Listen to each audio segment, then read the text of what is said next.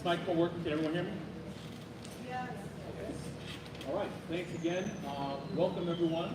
We are now going to commence with our May 2024 meeting of Brooklyn Community Board 9. For the record, we are starting at 7:14 p.m. Again, I want to thank everyone for coming. My name is Fred Baptiste. I serve as chair of Brooklyn Community Board 9. I think one important thing to note this evening is that we have had a number of members who have newly been appointed to the board. So we are reconstituted, so we have a number of new members. We have some members who are no longer here. But if I could just ask briefly, if you are a new member, could you just please stand up for a quick moment so we can recognize you? All right, and I think that does deserve a round of applause. Let me start off by saying thank you for stepping up to serve our district. The pay is not good, to say non-existent, but absolutely we don't do it for that. We do it for love and concern for our district, to try and make a difference, to try and make a change, to try and make sure that we advocate, to try and make sure that as taxpayers and residents of the district, we get what we're supposed to get. So I thank you for taking that initial step and signing up to serve on the board. We're going to have lots of conversations. I say it first, it's not always easy because we have a board of 50 members, so we have a diversity of thoughts, experiences, of ideas for the city, so we don't always agree, and that's okay. The only thing we ask for is that when we come here as a board is that we listen, and even in disagreement, we're still respectful. And then as a board, hopefully we're able to come together and develop solutions that are in the best interest of the district, because it's always about the district. So again, thanks everyone. And as part of, I know that there's a lot of new information you're gonna have. This is a little bit of baptism by fire in terms of you are going to be going through a lot, in terms of we are going to be getting a nominations process, in terms of we are electing the new membership, the new leadership for the next year coming up. We have a number of land use applications that we're gonna be considering. They can be quite technical, but we're going to do everything we can to try and get you up to speed with that as well. And we definitely invite you to try and go to as many different committee meetings as possible, just to get a flavor of some of the conversations that are happening, and to see if you have an idea of where you think your talents and your interests may lie. So that way, as we start the process of reconstituting the committees next year, you'll have an idea in terms of where you might want to land. But again, I just wanted to welcome everyone. Item 1 of our agenda is the rules of order for the meeting. So again, the rules of order are it's a code of conduct that we developed for the board. It is actually available as part of your package and is actually available on the Community Board 9 website.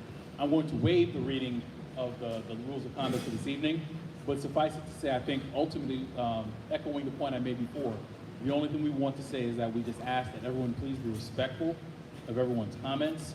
While someone is speaking, please show them that respect in terms of allowing them to speak, even in disagreement, but let them make sure that they have their time.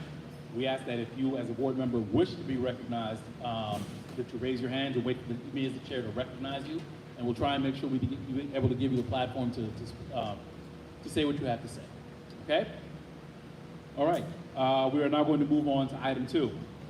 So this evening we have a presentation, 5-minute presentation, right? 5-minute presentation? 5 minutes or less, he said. There we go. So we're going to call to the front our Transportation Committee Chairperson, Ethan Norville, who's going to address the board about a resolution passed by the Transportation Committee, the STAND guidelines.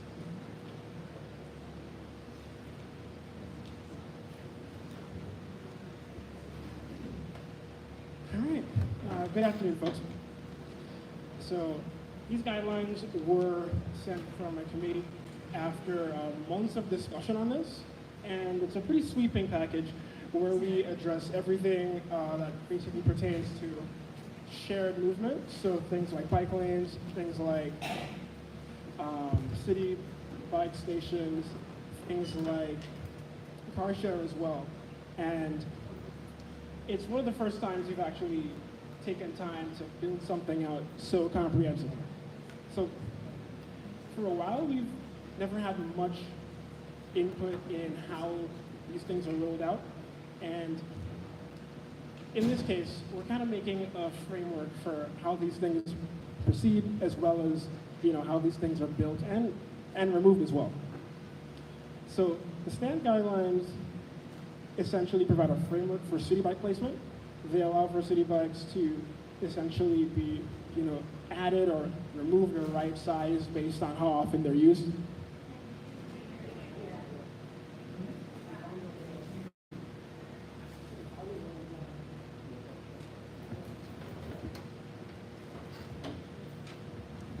Feel better?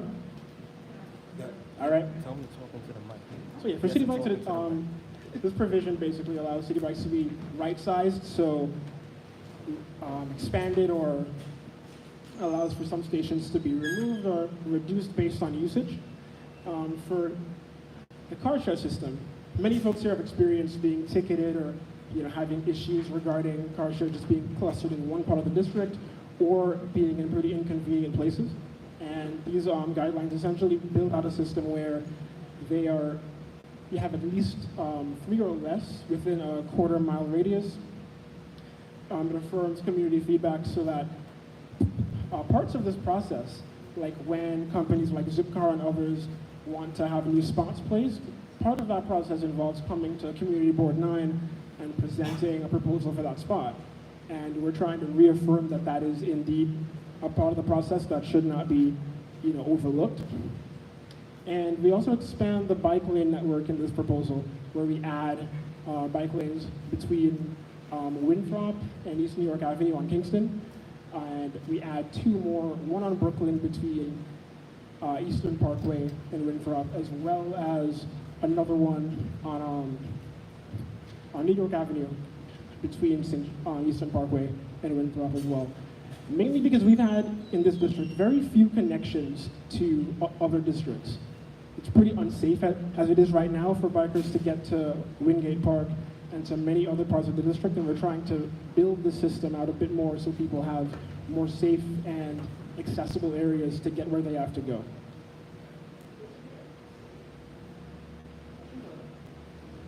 Okay, thank you very much, Chair Norville. We can take a couple of quick questions. Is there anyone who has a question with respect to the proposed guidelines? All right, Suki, we see you, and Kat. Kat, Rusella? Remember Kat Rusella. With respect to car share, I was wondering if, in addition to prioritizing commercial parking lots and city parking lots, by which I assume you mean kind of like large open lots, also the garages in new residential buildings. This is something that's come up actually as part of the City of Yes zoning text amendments. When a new building goes up and they're required to build parking garages for the residents, it turns out that they can rent up to 20% of those spaces to non-residents. So for example, like the car share companies do sometimes rent space in these building garages, but not everywhere. And one of the things is the developers are claiming that we're not really using all the parking. So if that is the case, if there are parking spots that are going unused, maybe car share can be asked to rent those spaces, and I assume they can afford it. And Well, yeah. Part of this proposal actually does include a prioritization for car share to go after underutilized spots in parking lots. So they would definitely be directed to go towards places, whether it's a commercial lot or underused lot in a building that might be very close to transit, where people don't really need cars as often. They'd have car share spots in there instead of looking first off to an on-street spot that might be near someone's home.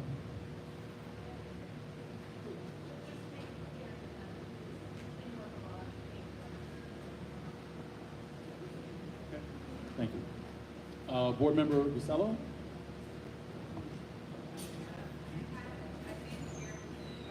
Oh, hold on. Can we just check the mic?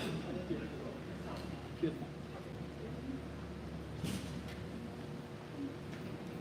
I can talk loudly, if that's okay. No. I have the same question that I see here at the city bike station. So is there a way that we can ensure that the city bikes that are currently on the street can be moved to the sidewalks, like first and foremost, because it's taking away from public parking spots? And then in regards to the parking locations in the residential buildings that have the parking lots, it's because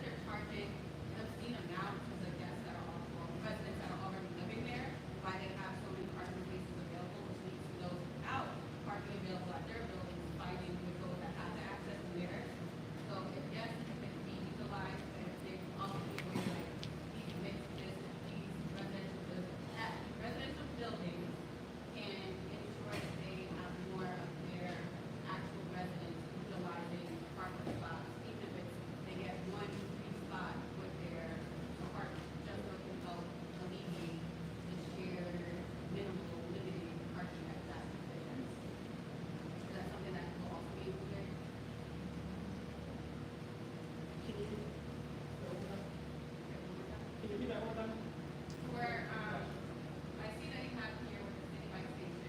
The first question is, can we try to fight and enforce the ones that are already taking up street parking and street access to be utilized and moved to Yeah. the sidewalks first and foremost? And then for, like you mentioned with the resident buildings that have capability and parking available to residents, if they have a way to ensure that their residents are utilizing their parking spaces so they can take away access to parking as well. If you're gonna utilize them for like car share, that's great, I love that. But then there's residents that live in that building and are parking on the street, and there's folks that don't have parking capabilities in their buildings, and they're fighting them for saying free parking. Yeah, we are trying to avoid that situation too, which is why we're trying to kind of get that off street a bit, so that the people still have access to whatever is on the street regardless. But yeah, I think we also cover that in there as well. Okay. Ms. Westerdahl, we'll see you, and then we have to move on. We're close. A couple of quick things. The car share program that has been utilized in my neighborhood has been a big suck. It's been horrible for all my neighbors, and it's been bad. The other thing is I'm quite concerned about the Kingston Avenue part of this proposal. It seems like Kingston Avenue businesses and people in that area have not been properly informed about this resolution. Have you flyered all of them? I think there's people that, beyond who you may have spoken to personally, I'm just getting like information that it's like more people need information about it before it gets resolved. Well, All right, if so I could, if we could We'll hold talk that. about it later, so thank you. Yes, if we can hold that And until we get to the actual I really debate. appreciate the work the Transportation Committee has done on this. Thank you. No, it's okay. Actually, let's hold on to that. We'll discuss that when we actually get to the business portion, and we'll be able to take questions and statements on that. Okay. Thank you very much. Okay, we're now going to move on to item 3. First item for the board's consideration this evening is an application to the New York State Liquor Authority. The applicant is Pluto Lounge, located at 1130 Nostrand Avenue, Brooklyn, New York, 11225. This application is for a full license, which is a new liquor, wine, beer, and cider license and a temporary retail permit. Do we have a representative here from Pluto Lounge this evening? Come on up, sir.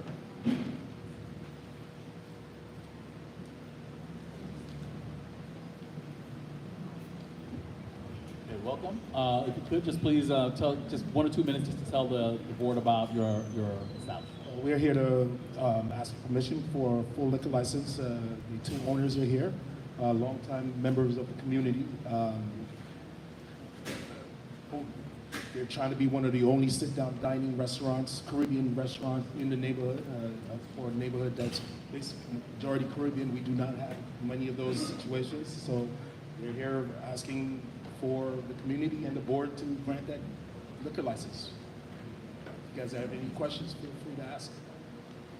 Okay, we can take a couple of questions for the applicant. Is there anyone who has a question? All right, I would ask if you have a question, if you could please line up right here. Khalid will give you the microphone so you can get your questions into the applicant.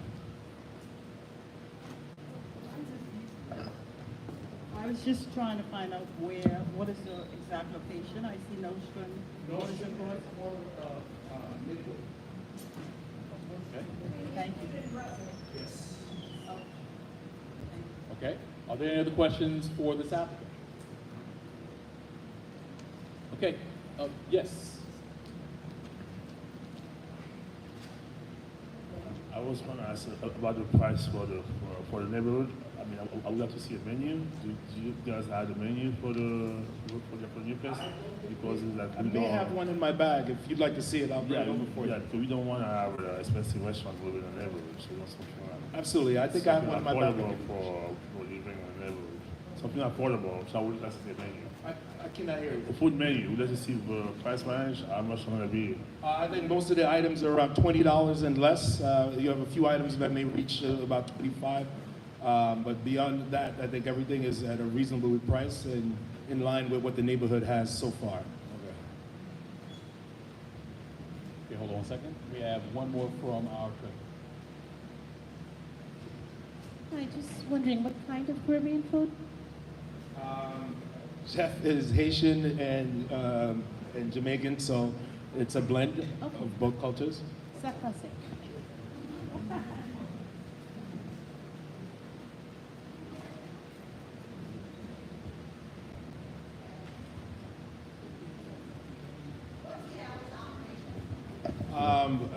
We went through an extensive period last week with the community, and we came up with, during the week, we'll go till midnight. On the weekends, we'll go till 2. Alcohol will not be served till 5 o'clock during the week. On the weekends, we'll be doing brunch. So as early as 10 o'clock, I guess, for brunch, and 5 o'clock in the afternoon during the week.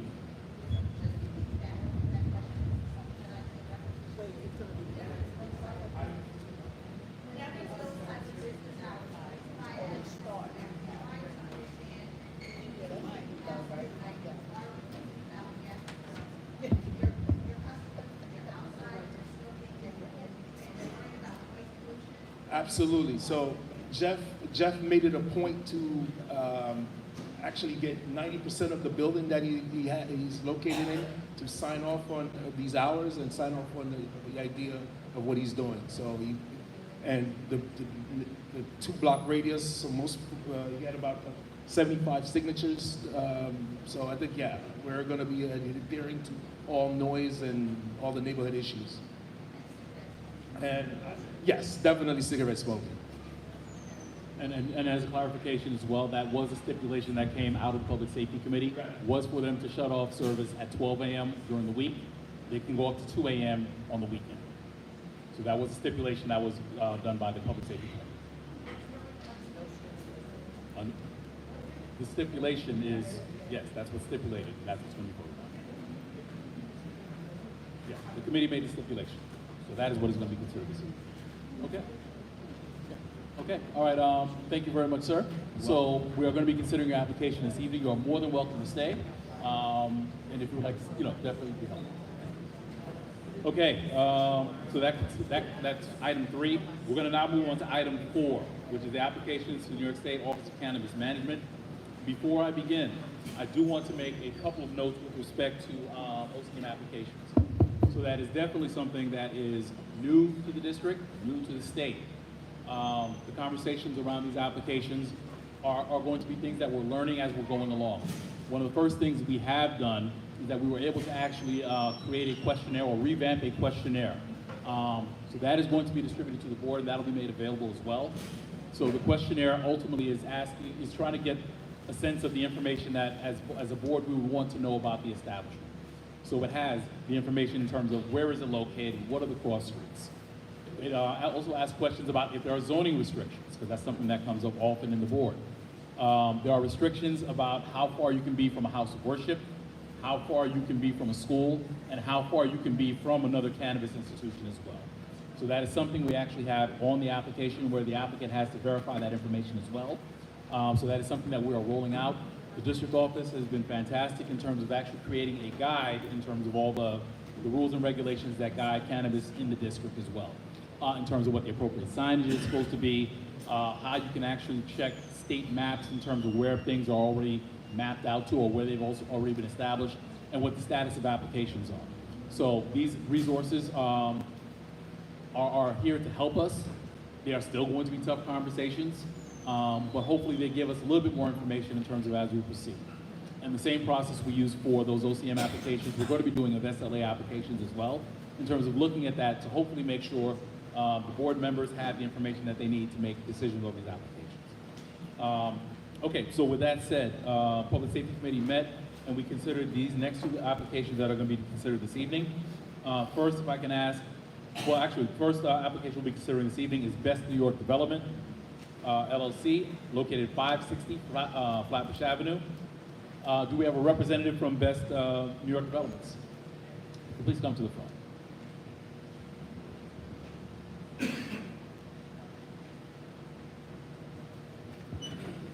Welcome. If you could please just for a minute or two just share with the board about yours. Sure. Hi. Good evening, everyone. My name is Lori Denman. I am an applicant for a micro business license. with OCM. We have filed that license in the first wave, which was October, November of last year.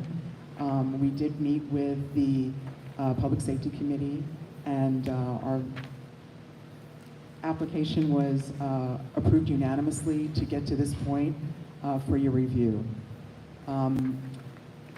We can tell you that this is my partner in crime. Our micro-business license is not the same as a dispensary license. We will not be selling any product that we don't make ourselves. So there's a very important aspect to that from a safety perspective, and also because we know exactly what is going into our products. We're located 560 Flatbush, as you had mentioned, and we are not near any houses of worship, any schools or preschools. We created an extraction method that does not use any butane or any CO2 or ethanol. There's no artificial compounds that we use to extract. And part of that microbusiness license includes processor, so that allows us to do our own processing. Our motto is, we are the cleanest, the healthiest, the safest, and the tastiest products on the market. Any questions? Okay, if I could ask, if you have a question, no worries. I can ask, if you have a question, please come to the front. We'll have a microphone available so that way we can actually get it. We need to make sure, and I apologize, we need the microphones because we have people who are listening to the live stream. So conversations away from the microphone, they can't hear it. And we'll make sure it's there for the record. So if I could ask, if we just line up here and then we'll take all the questions.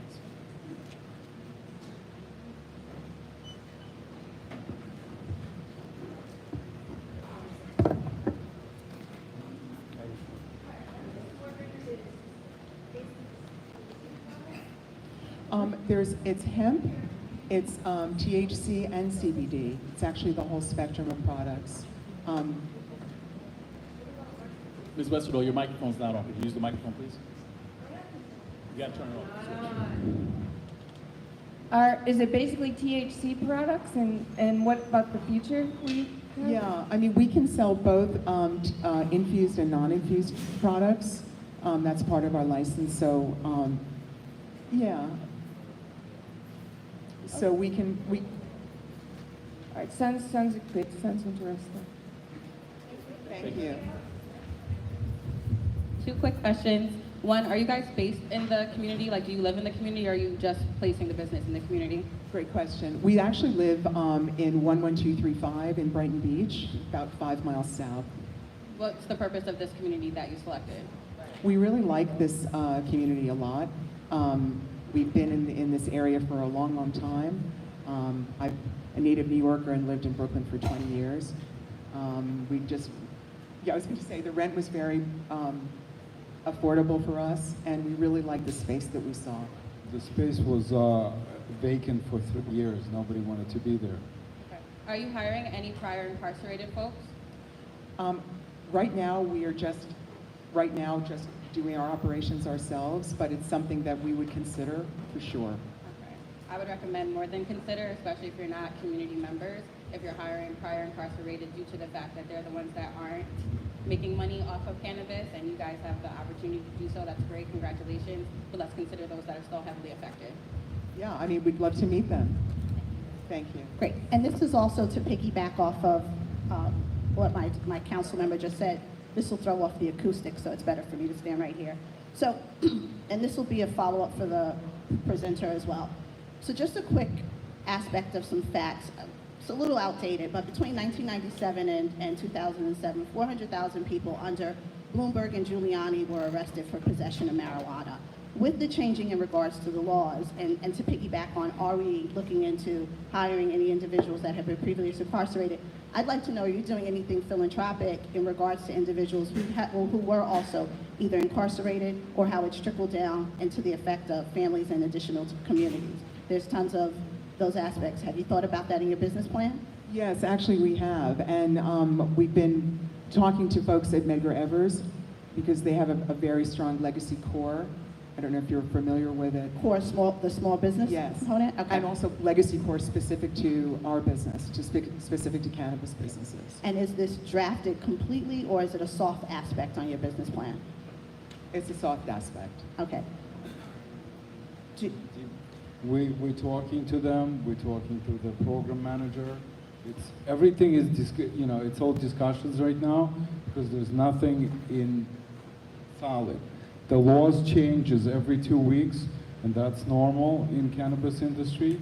So we're trying to help as many people as we can, and any way we can. So business, but we're also working with last prisoner project. It's all in a project. It's all in a plan to do things. Absolutely. Okay. All right, thank you. Thank you. Okay.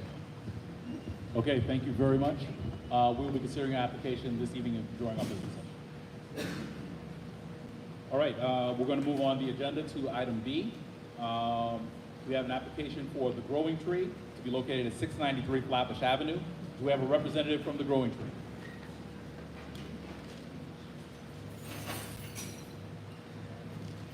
Well,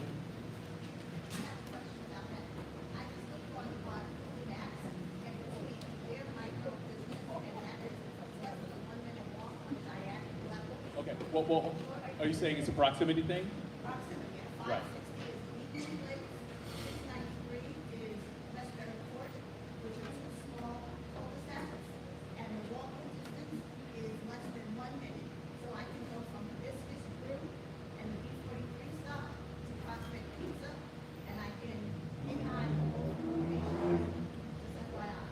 Some of the considerations, thank you for the question.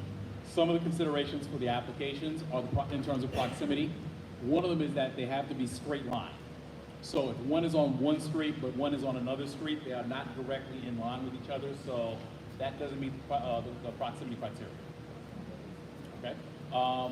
But those are the questions that we'll be considering and looking at. So absolutely, as we have questions and as these things start to come around and as the map starts to fill out, and I think one of the other questions just to that point as well that we need to consider is that we're going to probably end up seeing a number of applications that are close to each other, closer than the 1,000 feet that is actually mandated by the law.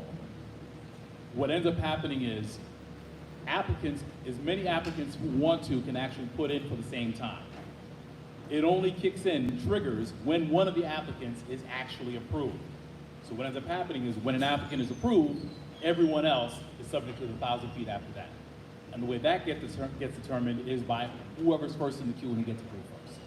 So if you got your application in first and it's approved first, everyone after you is not able to get their application. Okay? And I don't expect everyone to memorize that now, but that'll be the information we're going to make sure that we're providing to all the board members and to community residents as well. But thank you for those questions, and definitely those are part of the consideration. All right, let me just call for a second time. Is there a representative for the Growing Tree here this evening? Okay. All right then, so I do not see an applicant here. All right, at this time we have now reached the public comment period. Yes, ma'am. Yeah, I just have a question. Sorry, it's my first time here. The Best NY development that just came up here to speak, is that just the name of the business, or is that going to be the actual name on the business, or is that just the name of the business? I'm just curious as to what the name of the actual business is going to be, what the title's going to be on the store. Good question. Best New York.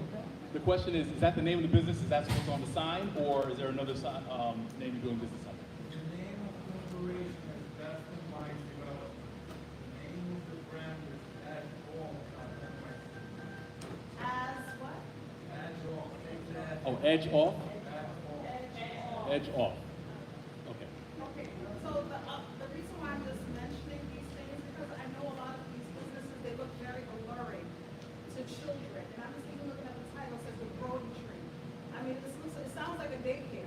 You know what I mean? And like the way they have these businesses that are so alluring, and the cartoons and the pictures, and it's so alluring to our children within the community, I'm just a little curious, a little concerned about that, the name and the title. It's why it's so important to me that we can see what the name of the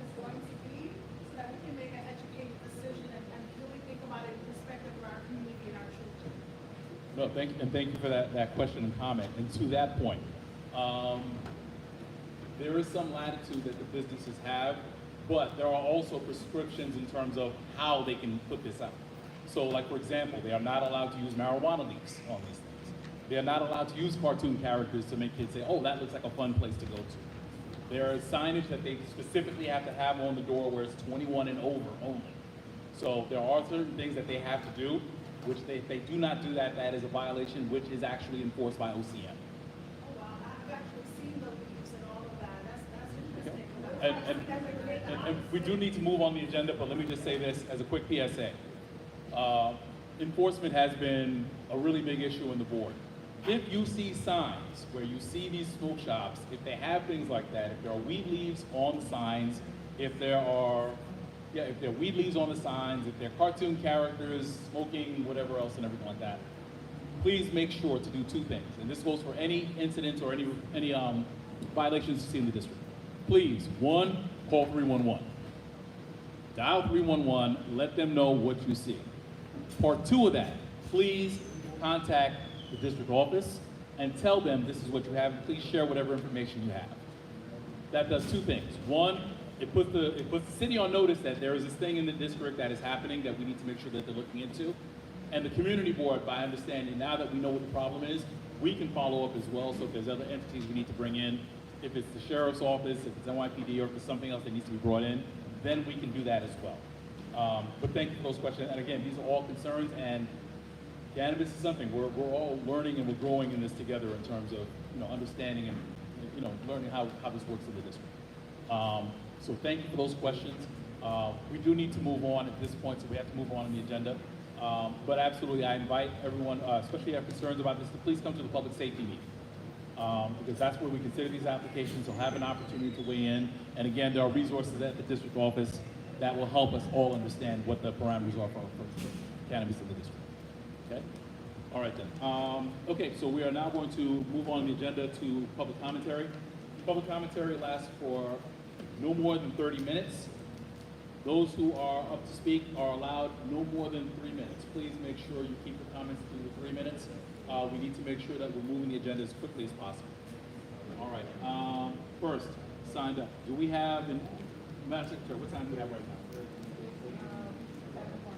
now? Okay, we have 7:47. We'll begin at 3. All right. Do we have Alexander, and please, I apologize, Putniski? Is it Putniski? Coming up, please. Okay, you'll have 3 minutes. The district manager will let you know when you have 30 seconds left. Thank you. Is it on? Can you hear me? All right, thank you for letting me speak. My name is Alex. I have a political video production business. I do everything from planning, producing, post-production, distribution of political videos. No budget is too small. So if this is something that's interesting for you, or you know someone that's interesting, please come see me. I'd love to show you some, share some previous work and my contact info.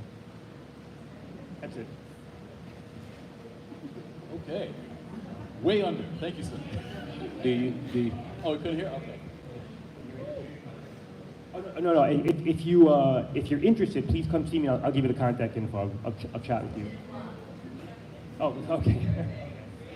My name is Alex. I have a political video production business. So that I do planning, producing, post-production, and distribution for political video ads. So if this is something that's interesting for you, or you know someone that this is interesting for, please come chat with me. I'd love to speak with you. No budget is too small. Yes, I live on Brooklyn and Eastern Parkway. Thank you. Okay, thank you. Okay, next we have signed up, do we have Mildred Ross? Oh, okay.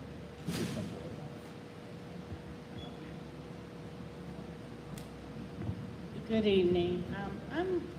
My question here is about the community benefit for the Armory. Okay. My granddaughter's part of that. I want to know, I received an email today from Imagine Swim that said the children that's been in the benefit for 2 years, they're no longer allowed to be in the benefit as of Friday. Yeah, I have the email with me. I can share it with one of you. I think I shared it with her. I want to know, what is the community board doing? Because I'm at the Armory quite often, and I'm seeing that the community is not getting any information from them, from New Heights, from Imagine Swim. Understanding that the number of participants is shrinking, and now they're saying, oh, well, your granddaughter's been in here 2 years, you can't come back. I'm like, but I qualify. What's the reason? And why would you send me something on a Tuesday to tell me that as of Friday, they're no longer part of the community benefit? And it was, I guess it was like a general email for children that's been there. And I called them, I asked a lot of questions, couldn't get any answers. I also went to New Heights because I had noticed none of the children in the community are in their basketball program. They claim they are. I know my community. I've been here 40 years. I can tell you from block to block where children are. And I asked them a lot of questions. Why are y'all not going to the school? The same thing with Imagine Swim. They have schools from another community board coming in during the week and doing swim lessons. I said, we have all these schools here. Why are y'all not coming to the schools in this community and seeing that if their children can participate in these programs during the day, you know, come in once a week or however they do it? And then I'm not getting an answer. I talked to Valerie at the Armory today. Nobody knows. I've been sharing the email that was sent to me, and because I want to know, what is the community benefit? What are we supposed to be receiving? We don't really know. What are we supposed to be receiving? How many children are in these programs? Can't get any of that information. And I want to know, first of all, with New Heights, I read the article. They just got over $1 million. They post nothing in the neighborhood to even tell the people that they're there. It looks like a private whatever going on. And I'm noticing that with Imagine Swim. Like I said, I'm in the building 3 or 4 times a week. And because they said, oh, you can't have the community benefit, but if you want to pay the $60 a week for 1/2 hour, you can come. So I think it's a problem. Okay? And I need to really get some answers to these questions. No, and thank you so much for bringing that to our attention, Ms. Ross. I don't have any answers for that right now. My only understanding is the community benefits were part of what we were supposed to get for this being here. This is news that they expired after 2 years. If I could just ask, if you could just, Mia, would you be able to get Ms. Ross's information? Okay, so, and if you can send that information, the email, if you can forward that to the district office. Okay, if you can send it to the district office, we can follow up and look into that. Ms. Romperi?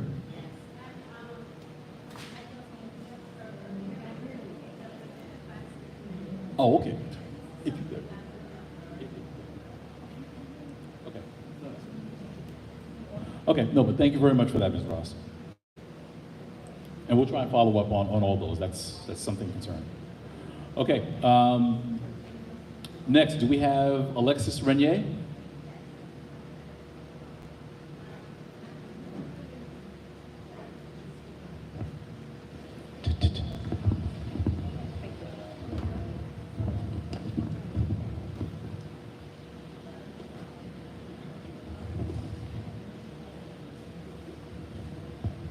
Good evening, everyone. My fellow board members, esteemed educators, and advocates gathered here today, I have the distinct honor of addressing you on behalf of the Brilliant Divergent Foundation Incorporated, a nonprofit organization dedicated to uplifting the neurodivergent community through advocacy, education, and meaningful support. Our mission stems from the urgent need to address the systemic disparities faced by neurodivergent individuals who have historically been marginalized and overlooked. The curriculum for the divergent community in our schools also need attention. Instead of solely focusing on academics, which is important, isn't paramount, should also incorporate ADL skills, which includes but not limited to brushing teeth, toileting, addressing, undressing, dressing, feeding, meal preparation, and other life skills. Sensory gym, playground, practical science like cooking programs, music, drama, arts, and crafts. For far too long, their voices have been muted, their rights ignored, and their potential left untapped. It is imperative that we prioritize the needs of our neurodivergent children and adults. Their current educational setting, often confined to top floors of New York City Department of Education buildings with minimal accommodations, are a glaring testament to the systemic neglect they endure. We demand dedicated charter schools specifically designed for neurodivergent learners, equipped with essential amenities such as medical sinks, sensory-friendly environments, and specialized learning tools. These spaces should empower our children to thrive academically and socially. Equally concerning is the lack of safety measures in these facilities. The absence of sprinkler systems and fire escapes put the most vulnerable members of our community at risk. It is unacceptable that our children and loved ones are subjected to such hazardous conditions. We must also address the glaring disparities in recreational spaces. Playgrounds should be accessible and inclusive for all, regardless of ability. Raised sandboxes, wheelchair-accessible platforms, and sensory-friendly equipment would provide neurodivergent children and adults with the opportunity to enjoy the joys of outside and outdoor play alongside their peers. The mental health crisis within the neurodivergent community is another area of grave concern. Too often, individuals are relegated to psychiatric wards for extended periods without receiving adequate treatment. We advocate for the creation of designated spaces within these facilities where individuals can access fresh air, sunlight, and therapeutic interventions that have proven to be more effective than pharmaceuticals.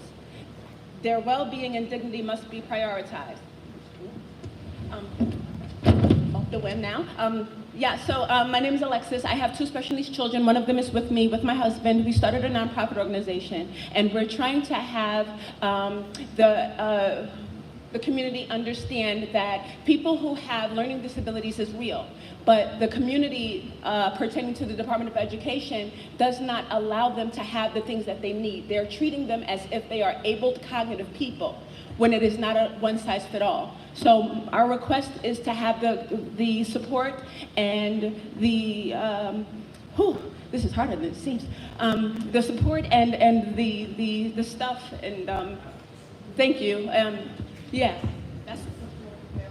Thank you so much. The support and resources that we need to help the divergent community with all of the things that they need pertaining to how they can better manage themselves and be better stewards of their time and their resources.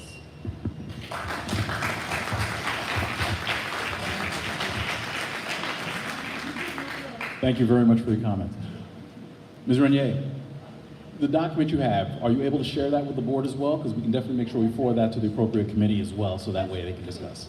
There's another one I have in my email. Oh, no problem. So we'll just make sure it gets there. We'll make sure it's a discussion. And I left part of this packet here, so if anyone wants to reach out to help volunteer with us, because we're still waiting for our 501c3, but we can use all the help that we need. Attorneys, general managers, anything, any help that you can give us would be greatly appreciated, because we really need to help the divergent community. This is our logo, Brilliant Divergent. It's a sun diagram. And you look at it from one way, it says brilliant. When you flip it upside down, it says divergent. As you can see, it's the infinity sign, which is in fact the sign for the divergent community. Thank you very much. Yeah. Okay. We got Paco Abraham. You only get 2 minutes. I'll be quick.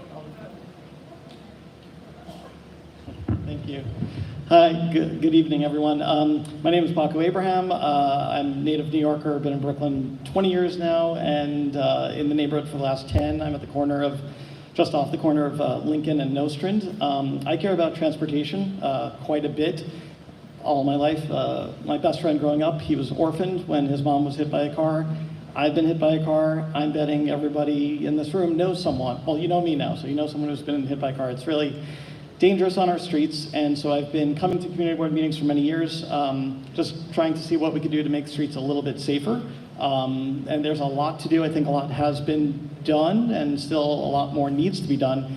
And I'm I'm speaking in support of the package of kind of transportation guidelines that Ethan and the Transportation Committee came up with. I think it's a pretty good balance of addressing some of the things that I feel like they've just come into the neighborhood. Car share came in very quickly, seemed like a very sloppy layout by DOT. City Bike came in pretty quickly. I think some stations are underutilized, some are very heavily utilized, and I think it's really good to see us as a community go to DOT with, hey, these are the things that we want, rather than let DOT come to us and say, this is what we're planning to do in the neighborhood.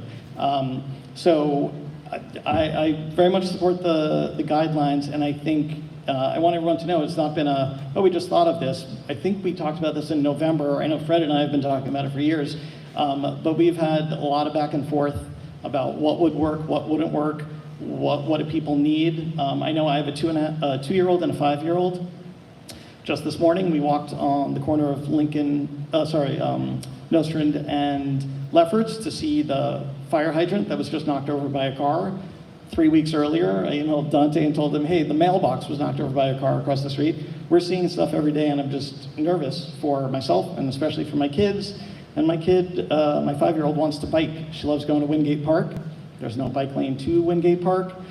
So it was kind of taking all of this in mind that we were just looking for what kind of balance can we do to make sure everyone using the streets can be a little safer.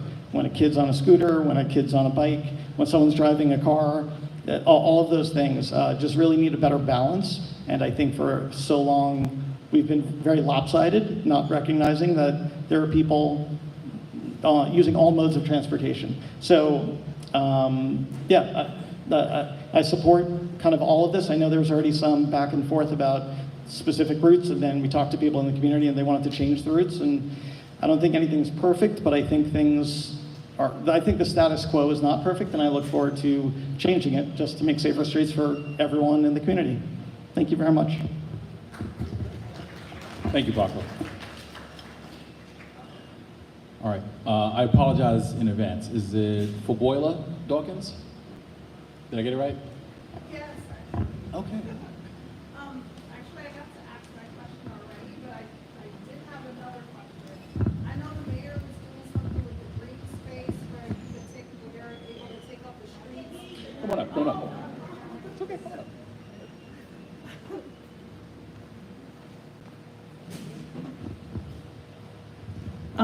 I already got a chance to answer my question, but I had another question actually. I know the mayor had plans that you could make a decision. I don't know if it's community-based or where you're able to have a green space where they took up the whole street and made it like no car zone, and people in the community can get together. You know what I'm talking about? Open streets? I think it was called Open Streets. I don't know if we've done that in our community, if it's at all possible to do that in our community. We've done it already? We've done, Summer Streets I think we've done. Summer Streets we've done, it's something. Okay. Right, It's something like that coming up in the summer. This is my first time, being here, but I wanted to participate in that if we're gonna be doing something like that in our community again. Yeah. I'd have to double check, but we can definitely make sure. Oh, never mind, the transportation shares. Yes, I would love that. You can speak to it very quick. Yeah. So I was gonna say, we have done that before, I believe. Not very recently though. So a lot of the interest in open streets ends up being on the west side of the district, so in the Lincoln Road near to Prospect Park area. And there's been a bit of opposition to that because of how close it is to a pretty large green space. But we also understand that there is a lot of congestion in that area that makes it kind of difficult to, have that space just not be clogged with, cars and people and that kind of thing. And we actually worked that into our guidelines a little bit, so it's easier to kind of live in that area or even just pass through. So while we're not planning to make that an open street, I mean, it depends where you would like to do that, but the areas where we've seen the most interest in that, we're trying to make it a happy medium between being a bit more open and also being more efficient so nothing's clogged and things can pass through pretty easily. Does that answer your question?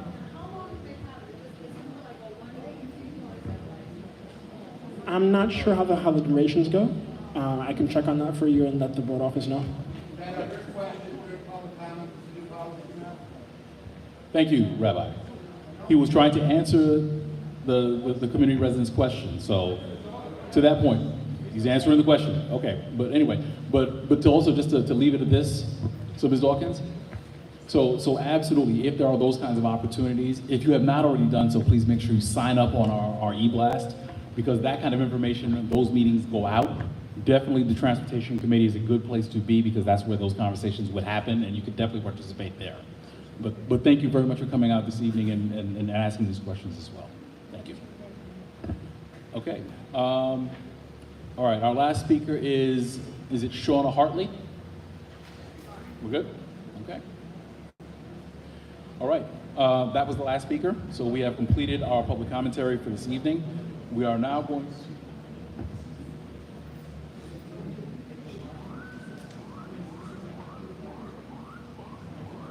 All right, we are now going to move on to acknowledgements.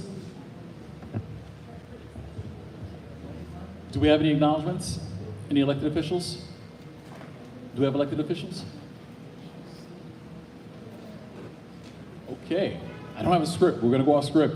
So I do see a representative for Congresswoman Yvette Clarke's office, Mr. Slavin.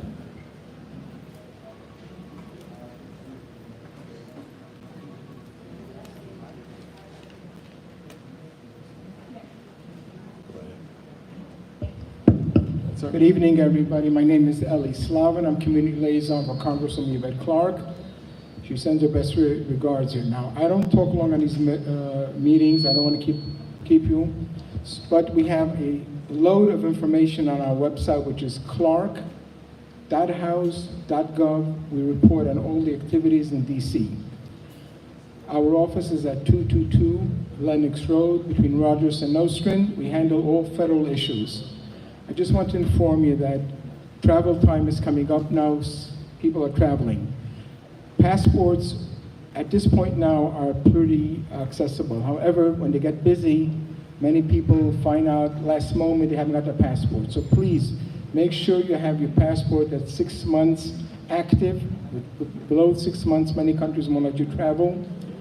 It also, if you're going to apply for a passport, make sure to pay the extra fees for expediting and next day delivery.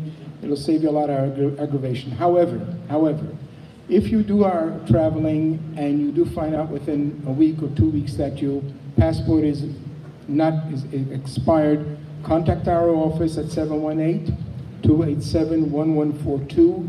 We have representatives in the passport office here in New York and around the country that we can help you expedite your passports. Again, our number is 718-287-1142. My email is eli.slavin@mail.house.gov. Thank you. Thank you very much, Mr. Slavin. Okay, we also have with us this evening a representative from the Honorable Antonio Reynoso's office. Ms. Stevenson, did you have a couple comments on the board? Hi, everyone. My name is Bianca Stevenson, representing Borough President Antonio Reynoso's office. Of course, I had to come up here just to welcome all the new board members. Really excited to see you. I got the opportunity to meet some of you on Zoom. So as the borough president would say, just jump right in, join your committees, and get busy on the board. On June 24th, we will be having the orientation and swearing-in ceremony for new board members. This is for all members of the 2024-2026 cohort, whether you are newly appointed or reappointed. We look forward to welcoming you to Borough Hall, either in person or virtually. So thank you very much, and great to see you all. Thank you very much, Ms. Stevenson. All right, we also have a representative from Assemblymember Brian Cunningham's office.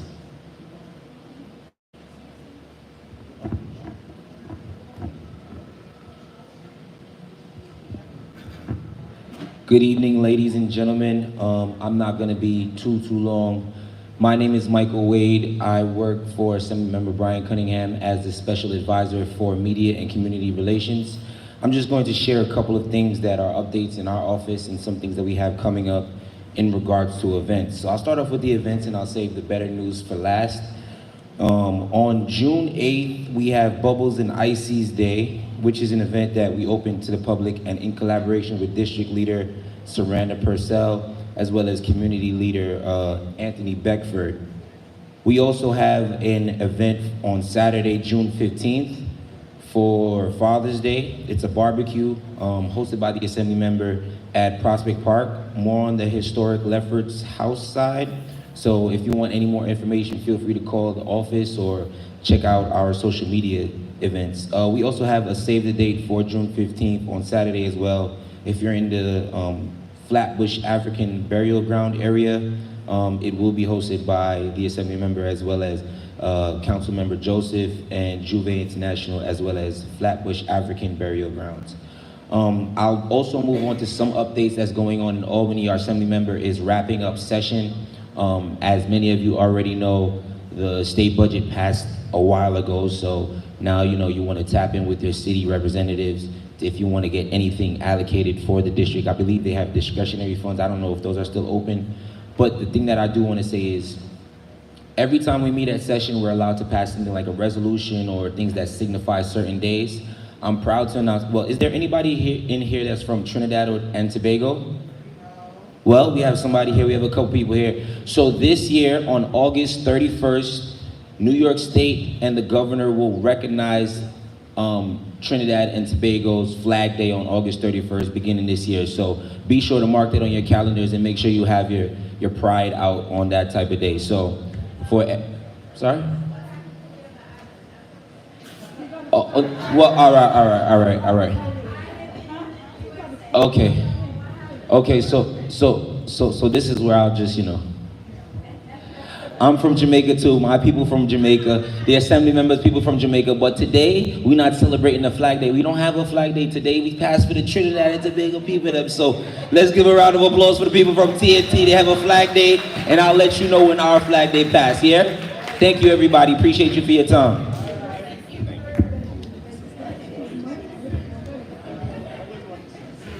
Thank you very much for starting trouble on my board, Mr. Wade. Okay, we have with us a representative from Councilmember Crystal Hudson's office.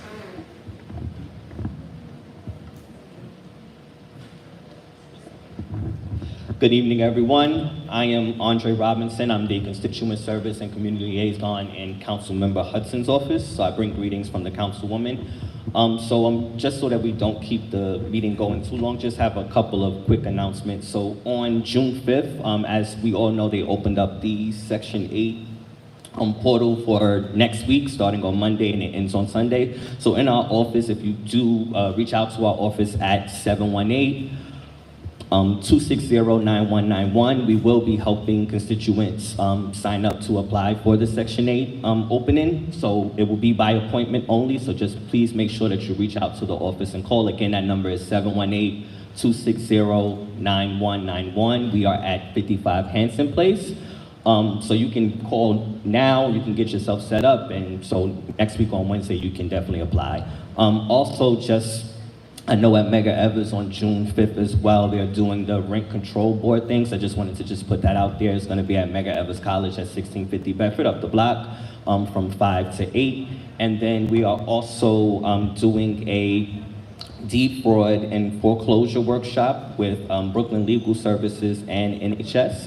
And that's going to be on June 13th, which is a Thursday, and it's going to be virtual from 6 till 8. And so if you have any concerns or any issues, just please reach out to our office. Again, the number is 718-260-9191, or you can email our district office at dist35@council.nyc.gov. Thank you for having me. All right, thank you very much. So the Brooklyn Legal Service, so there's flyers over on the side that you can pick up. And I'll give you this one so you don't have to walk. And that's gonna be on June 13th at 6. It's gonna be virtual, so you would just sign up and register, and then they'll send you the link, and then you can be a part of the meeting. Okay, thank you very much, Mr. Robinson. All right, we have with us also this evening a representative from Councilmember Darlene Neely's office.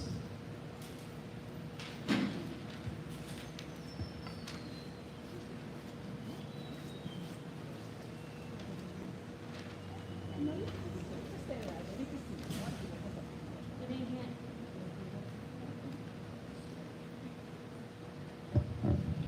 evening, everyone. My name is Rosa, and I'm from Councilmember Darlene Mooney's office. I'm her scheduler.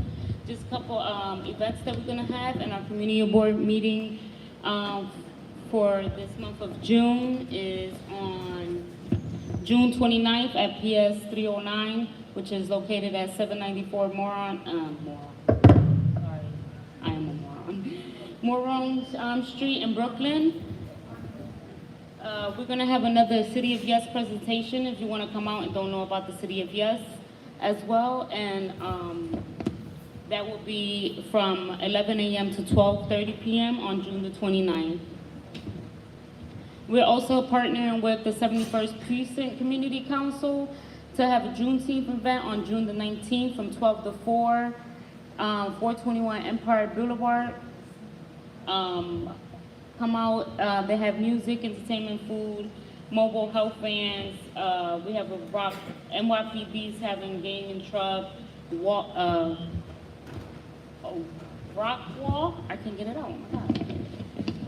We also having on June the 4th from 10 to 2, sign up for the Section 8 as well. Our housing specialist will be out and he will be taking appointments only 20 minutes, helping fill out the Section 8 for night chat as well.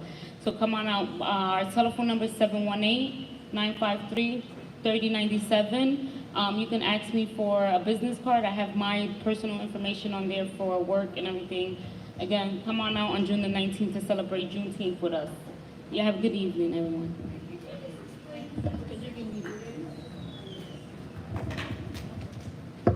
Section 8 housing is the one that is within my, that's the one that they open. That you can just buy within housing for night chat. So the regular, like the regular Section 8, which you can take anywhere else within night chat. That's the one. So it's a housing voucher. Yeah. So it's a housing voucher you can use in New York City Housing Authority facilities. So you have to meet criteria, but if you apply for it, yes. Well, they have the income base as well. I believe one person's like $52. Two is about 64 to get home. I think it's like but you can call the office. I can give you my card number. All right. All right, thank you very much. Okay, do we have a representative from IDCC Connect? Of course we do.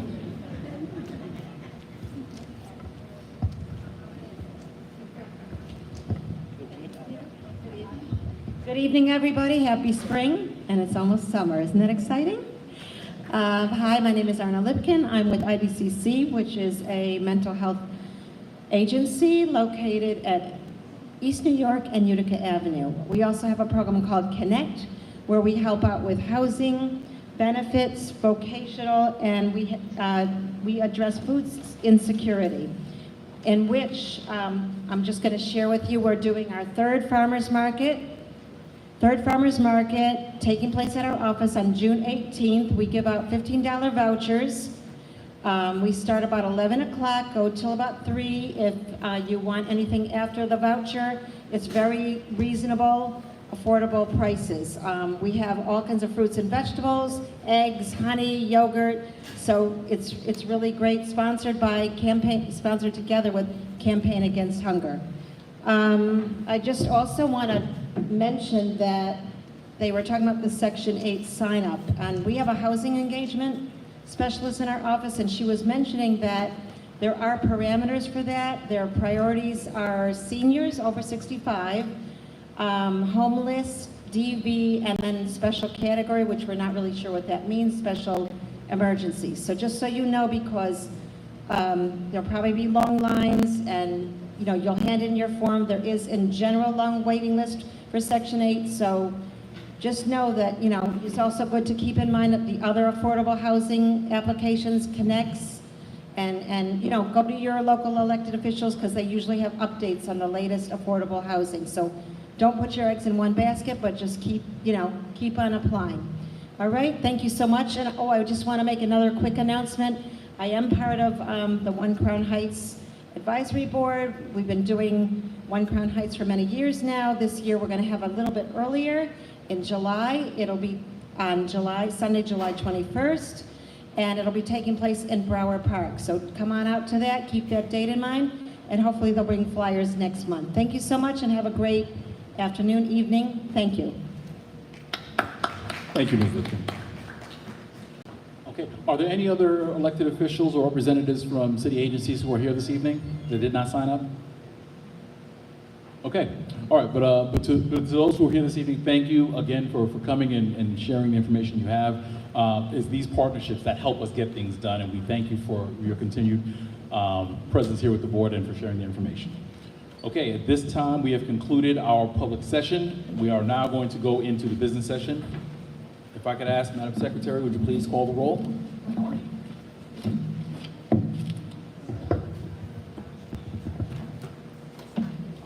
Okay, so when you hear your name called, please make sure that you say it loud and clear and raise your hand so that way we can get to match names and faces. It'll take a little bit. First, I must apologize if I made some mispronunciations of some new members. Correct me. Abdul Matahaber.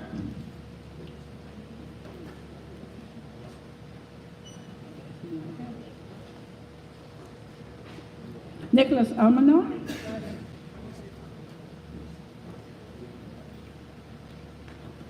Fred Batiste. Present. Janelle Brazil Charles.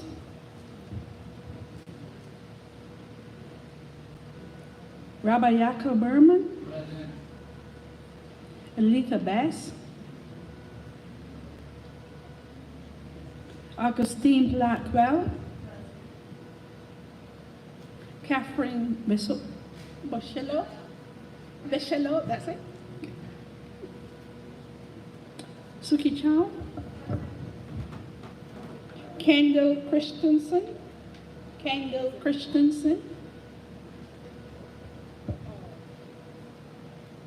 Jolie Cobb. Max Cohen.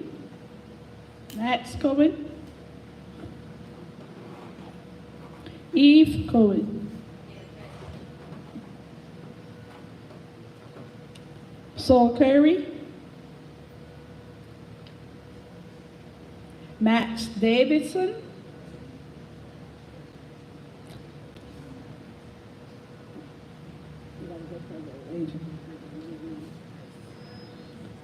Candace Edwards.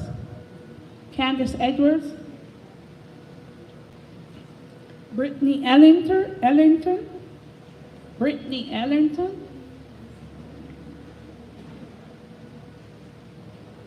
Lisa Etienne, thank you. Raphael Godil.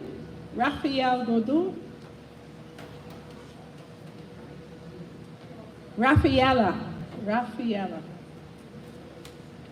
Bishop Hamilton Gonzalez. Shanna Hartley. Rod Herbert, excuse. Yosef Herkoff. Volney Joseph. Renisha Laborie. Mina Lagote. Israel Aher. Francisco Leopold. Courtney Lozal. Letri Mavina. Erin Mazursky.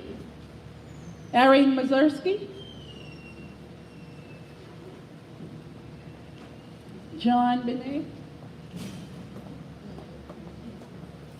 Ethan Norville. Denzel Odura. That's correct. Yankee Pearson. Vanessa.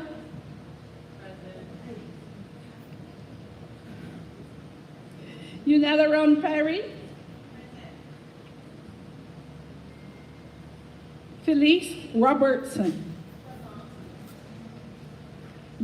Minnie Rosenberger. Leon Saab. Melissa Sevier.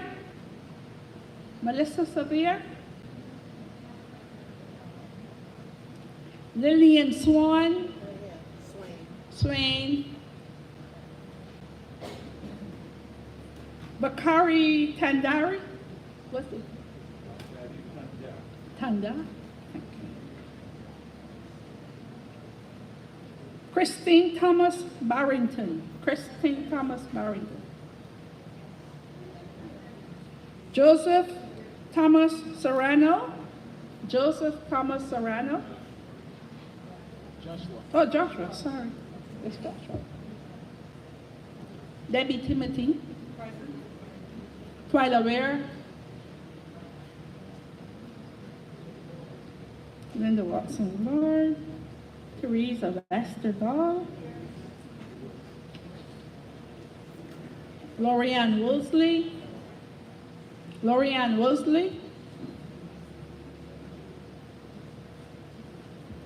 Mr. Chair.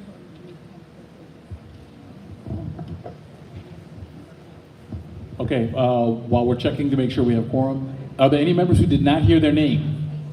If you're a board member but did not hear your name, or if you just walked in during a roll call?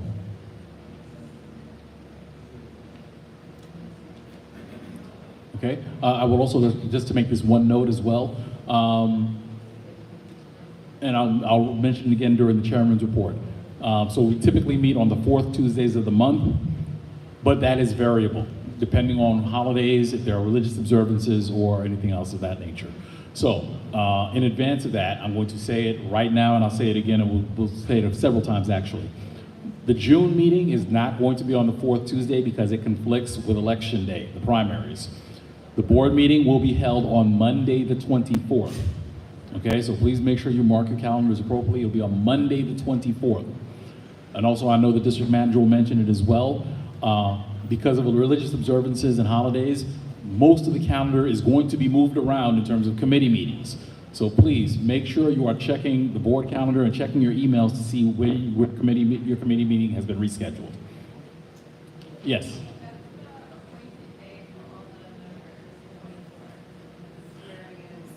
And you heard correctly, yes. And you heard correctly. That is a conflict, unfortunately, we are not able to avoid. So that is going to be something, we'll talk to the Borough President's office and see if we can do something special. No, nothing? Okay. Don't worry about it. You are a board member of CB9. There is nothing that changes that. You've been appointed already. But to that point as well,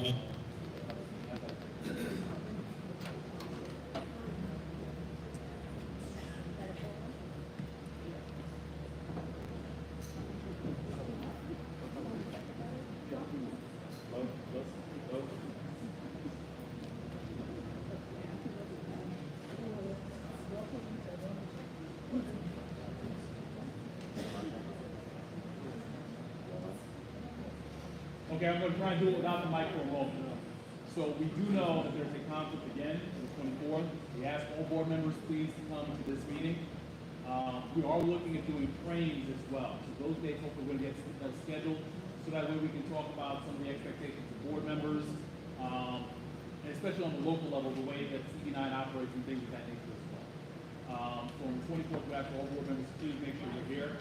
It's critical because on the 24th, we have a number of action items that we have to take care of as a board. We adjourn for the 2 months of the summer, so if we don't conclude this business on the 24th, we do not have another opportunity to do it. Okay, so I'm just putting that out there right now. Madam Secretary, what's the plan? Okay, we have 33 members. We have 33 members present. We have a quorum. Okay, so we're going to move on now to item 2, the approval of the April 2024 general board meeting minutes. They were not included as part of the hard copy package, but they have been sent out to as part of the email. So they did go out as part of the email.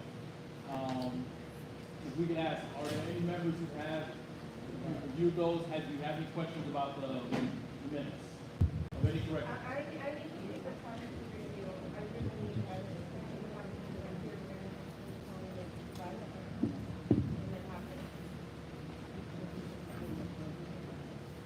Okay. Well, listen, so here's what we can do. They were sent out as part of the package, but we can defer. I don't think there's any action items that were on the minutes that we need to take care of right now. We're going to table the approval of the minutes until next month. That'll give all board members an opportunity to review, and we'll approve the May and the April at the same time next month. Okay. Will they be in the package next time? They most likely will. Well, whether we send as part of the package. But we anticipate it will be, but otherwise it's probably good practice just to make sure you review them in advance. Okay. All right, we are now moving on to committee reports. The committees have already submitted their reports. The action items are part of what we'll be voting on this evening. Are there any committees that have urgent announcements to make? Suki, did you want to make any announcements about a couple of your things? Just very quick announcements, very quick. We have two important land use hearings coming up.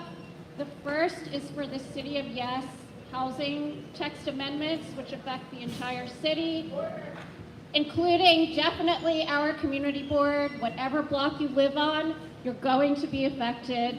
If you've seen new development already, there's going to be more. If you think parking is short already, it will get shorter.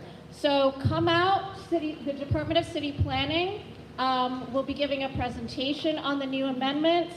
You can come out and ask questions, hear what your neighbors have to say. That will be this Thursday at 7 p.m. It will be either at the board offices at 890 Nostrand or another location to be posted. Come up and get one of these flyers. There's a QR code that you can scan to get the link to it. It will also be streamed on YouTube if you want to watch it on YouTube, but you won't be able to ask questions on YouTube. So if you have questions, come to the meeting in person. Okay, thank you very much for that. Before we go on to the next item, item A, the nominations, we're going to go off order for one moment, only because we do have one more representative who we weren't able to acknowledge during the public session. We have a representative from State Senator Zelma Omari's office. Good evening. Apologies for my tardiness.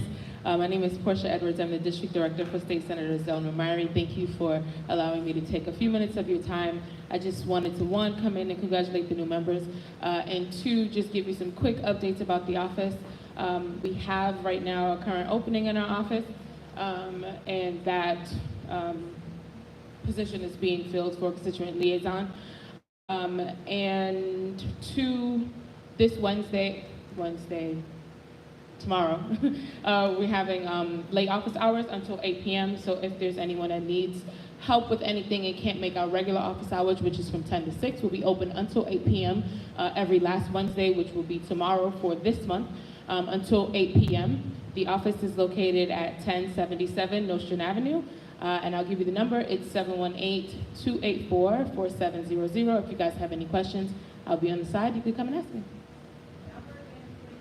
718-284-4700.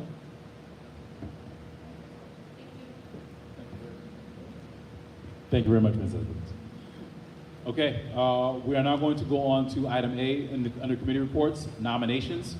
Do we have the chair of the nominations committee?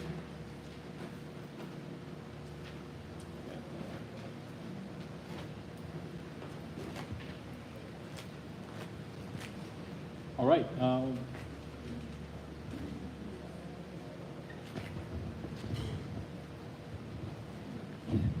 Good evening, everyone. My name is Debbie Timothy, and I am a Community Board 9 member, also the chair of the Nominations Committee. As each and every one of you know, nominations happen in the month of May each year for offices for Community Board 9. I will now ask all of the committee members to join me on the floor.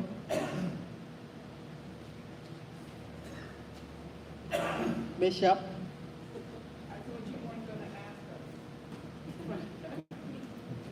You are a committee member. Is Twyla here? Is Nicholas? Oh, hi. So I will give you an opportunity to introduce yourself. Yeah, I'm Nicholas Solomon. I'm a member of the nominating committee. Nicholas Solomon, member of the nomination committee. Thank you. If I could ask the committee to slide over to the side so that way we can Hi, I'm Courtney Loisel. I'm also part of the nominations committee. And I am Bishop Sylvita Hamilton Gonzalez, and I'm a part of the nomination committee.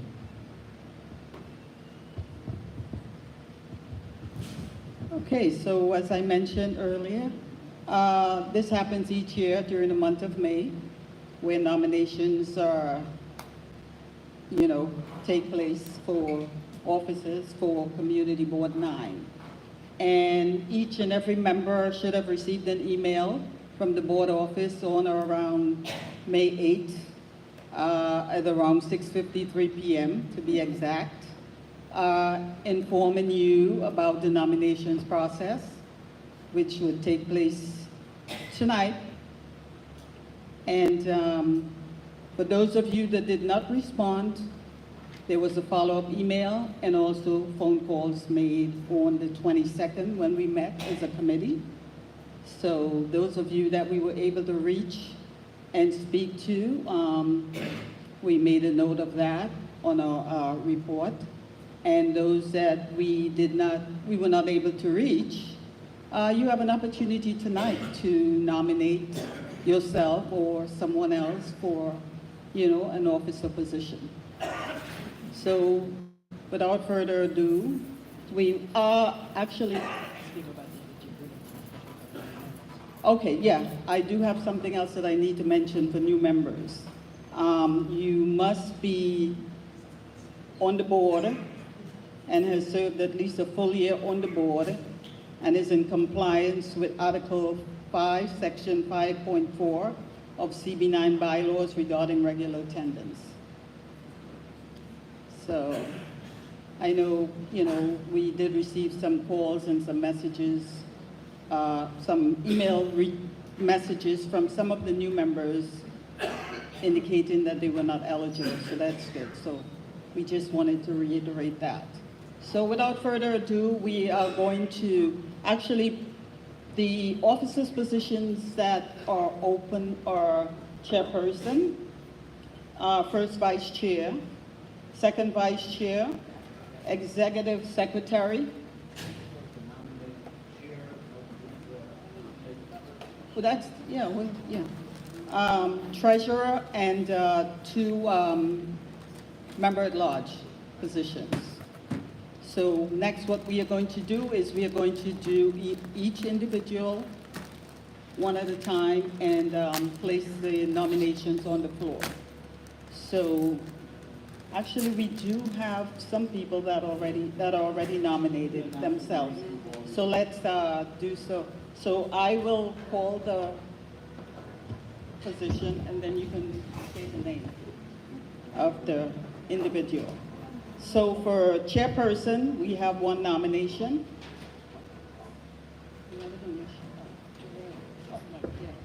The nominee is Fred Baptiste.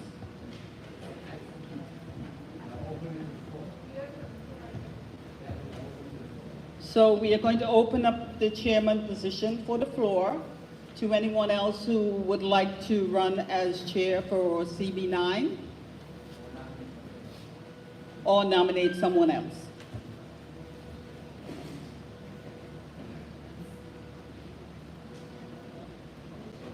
Are there any nominations for chair of CB9? Are there any nominations for chair of CB9? On the floor. Are there any other nominations for chair of CB9 on the floor? Seeing none, we will close nomination for chair of CB9 at this time. Thank you. The next officer position is first vice chairperson. At this time, we have no nominees for first vice chair. So we are going to put this on the floor for nomination for first vice chair for CB9. Are there any nominations for first vice chair for CB9?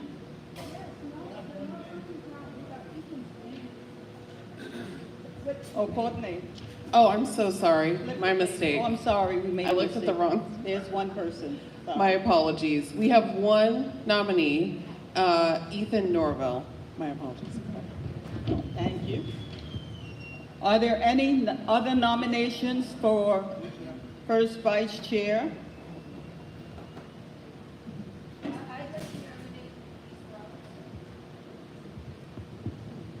We have a nomination for Felice Robertson for first vice chair.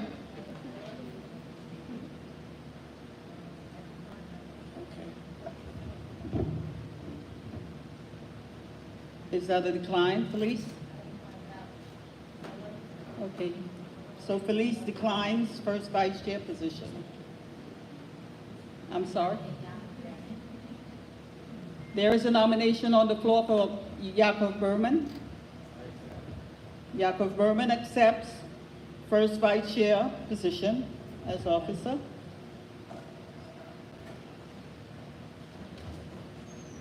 Are there any other nominations for first vice chair before we close this position? Are there any other nominations for first vice chair?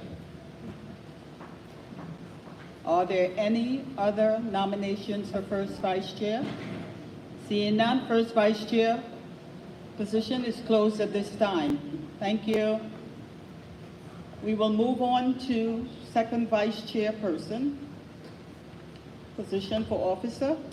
I do believe we have one. We have two. We have two. All right, so we have nominated for second vice chair, Linda Watson-Lord.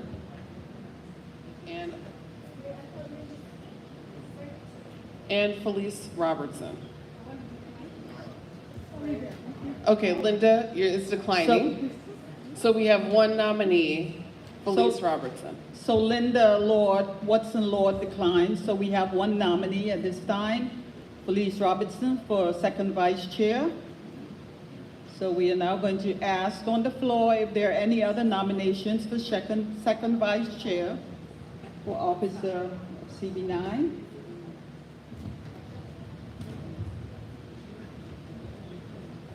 Are there any other nominations for second vice chair of CB9? And if you're a new board member and you haven't signed in, make sure you signed in.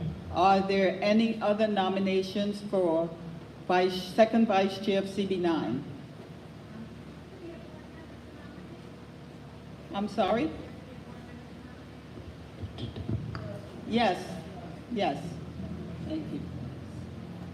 Seeing none, we are going to close the nominations for second vice chair.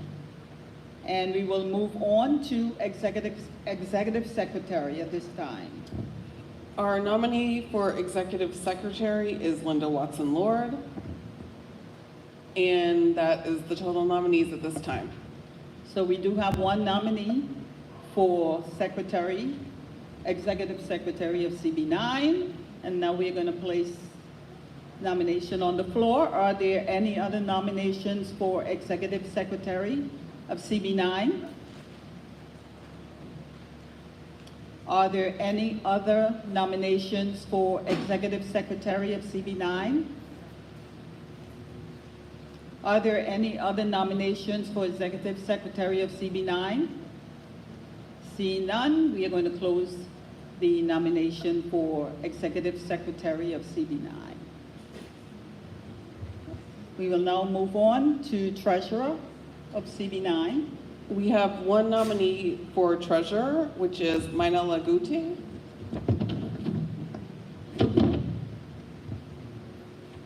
We have one nominee for treasurer of CB9.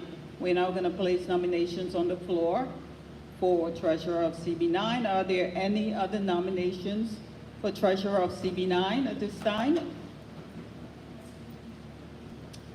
Are there any other nominations for treasurer of CB9 at this time? Are there any other nominations for treasurer of CB9 at this time? Seeing none, all nominations for treasurer of CB9 is now closed. Thank you. We will now move on to member at large, and this is for 2 positions for CB9. Our nominees are Nicholas Almanor, Ethan Norville, Felice Robertson, and Benjamin Rosenberger. We have 4 nominees for member at large for CB9. All right, Felice Robertson has declined the nomination for We member have- at large. We have we have Felice, who is declining the nomination. So we now have 3 members for member of large. We will now put it on the floor. Are there any other nominations for member at large? Just to repeat, the nominees are Benjamin Rosenberger, Ethan Norville, and Nicholas Almanor.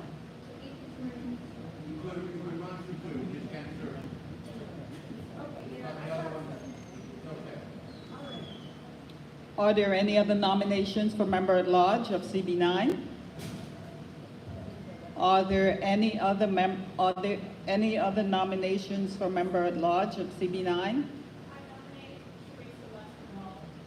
We have 1 nomination for Teresa Westerdahl. Ms. Westerdahl, do you accept that nomination? Ms. Westerdahl accepts the nomination of member at large for CB9. Are there any other nominations for member at large of CB9? Are there any other nominations for member at large of CB9? Are there any other nominations for member of large of CB9? Seeing none, we will close the nomination process for member at large. Thank you for your time. And we will be voting on these nominees next month, the June meeting. Thank you. Okay, thank you very much, Madam Chair. Thank you, Madam Chair. Thank you to the members of the nomination committee for all your hard work in doing this. And also, I guess it's just very important just to make sure that this background. So the elections process for CB9 runs over 3 months. The first part of that starts in April, where we impanel a nominations committee. So those are the members that you just saw this evening. They're serving on that committee. Excuse me? What? Okay. So yeah, so the nomination committee is impaneled. That committee meets, they elect their chairperson. Ms. Timothy was elected as the chairperson. The next step of it is what we've done this evening in terms of, well, actually the next step is the canvass of the board, which they explained was done via email and by phone calls. So that's why you had some names that were actually listed as nominees for the particular offices. Part of our bylaws also state that we open the floor so that way additional members can nominate from the floor at that time. That completes, and once we close the nominations, those are the names that are on the ballot. So when we print the ballots next month, those are the names that were that we closed on. Those are the names you will see. Yeah, so those are the names you'll see for next month. Write-in ballots are allowed, so you can write in a candidate if you choose as well. That is your right as a member. And then in order to be elected, you have to have a majority of the votes that are present and cast at that meeting. Okay, so that's what's going to happen then. The other piece that we're probably going to introduce is, yes.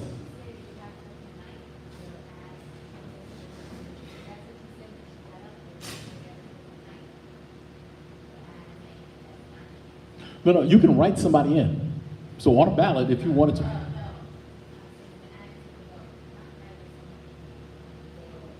No. The ballots are locked as of tonight. So the names that appear on the ballots are the names that we heard that were nominated and accepted this evening. So that's it. So those are the names on the ballots. There will be a line for a write-in. You can do that. That is your right as well if you wish to write another vote in.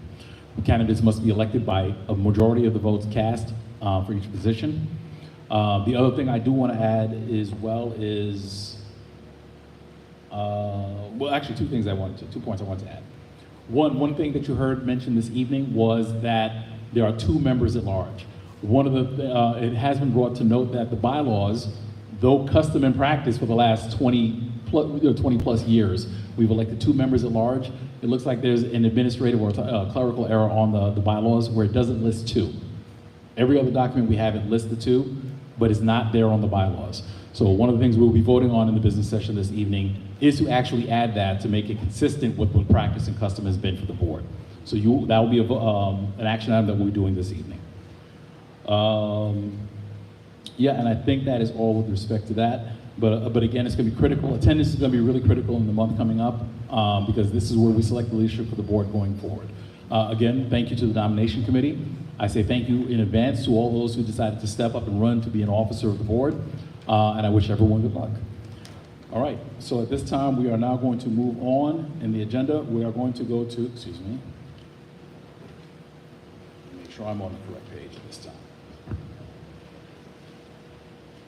Yes, so this time we're going to move on to the district manager's report. Good evening. Good evening, everyone. All right. My name is Dante Arnwine. I'm the district manager here at Brooklyn Community Board 9. I just want to give a soft welcome to all the new board members who are appointed to Community Board 9. Welcome. The administrative staff is here to support you while you're here on the board. Don't be afraid to ask us questions. We have a pretty open door. We are very busy in the board office, so just remember that. But feel free to come to the board office and welcome yourself as well. Okay, so with the report, you've heard it from a couple of folks, but NYCHA will be reopening their wait list for Section 8. That application will open June 3rd and will close at midnight on Sunday, June 9th. After applications are closed, 200,000 applicants will be randomly selected to join the program's wait list through the lottery. I think it's very important to explain to folks that it's a lottery. Just because you apply doesn't mean you get it. It's a lottery. So make sure you make that clarification. This is really an alert for, I guess, CB8, CB9. So if you live around the Franklin Avenue shuttle, MTA will be performing work which will replace the bridge over St. Mark's Avenue along the shuttle. This project will initially require some weekend signaling work followed by a 1-month closure of the Franklin Avenue shuttle between Park Place and Franklin Avenue Station. The MTA is performing this project in the summer when ridership is at its lowest along the shuttle. Let's see. Phase 1 will start the weekend of June 15th. So we've been putting it in our e-blast, so just follow our e-blast. We'll continue to put the alert in there, but you should expect some type of disruption from June 15th all the way until early July. So we have that in our e-blast. We'll continue to blast that out moving forward. The New York City Department of Sanitation is proposing to amend its rules to set forth additional reporting requirements deemed necessary to further their goals per the administrative code. Examples of new reporting requirements include reports on waste generation estimates, rates charged to customers, warnings or violations issued, so on and so forth. DSNY will hold this public hearing via Microsoft Teams at 9:30 a.m. on June 10th of this year. The deadline to submit written comment is also June 10th by 5 p.m. If you would like to submit written comment, you can go ahead and do that. You can submit that written comment at nycrules@dsny.nyc.gov. Again, NYC rules, all one word, at dsny.nyc.gov. You heard this a little bit earlier. The Rent Guidelines Board is proposing rent guidelines for October 1st of this year through September 30th of next year for leases commencing on or after October 1st of this year.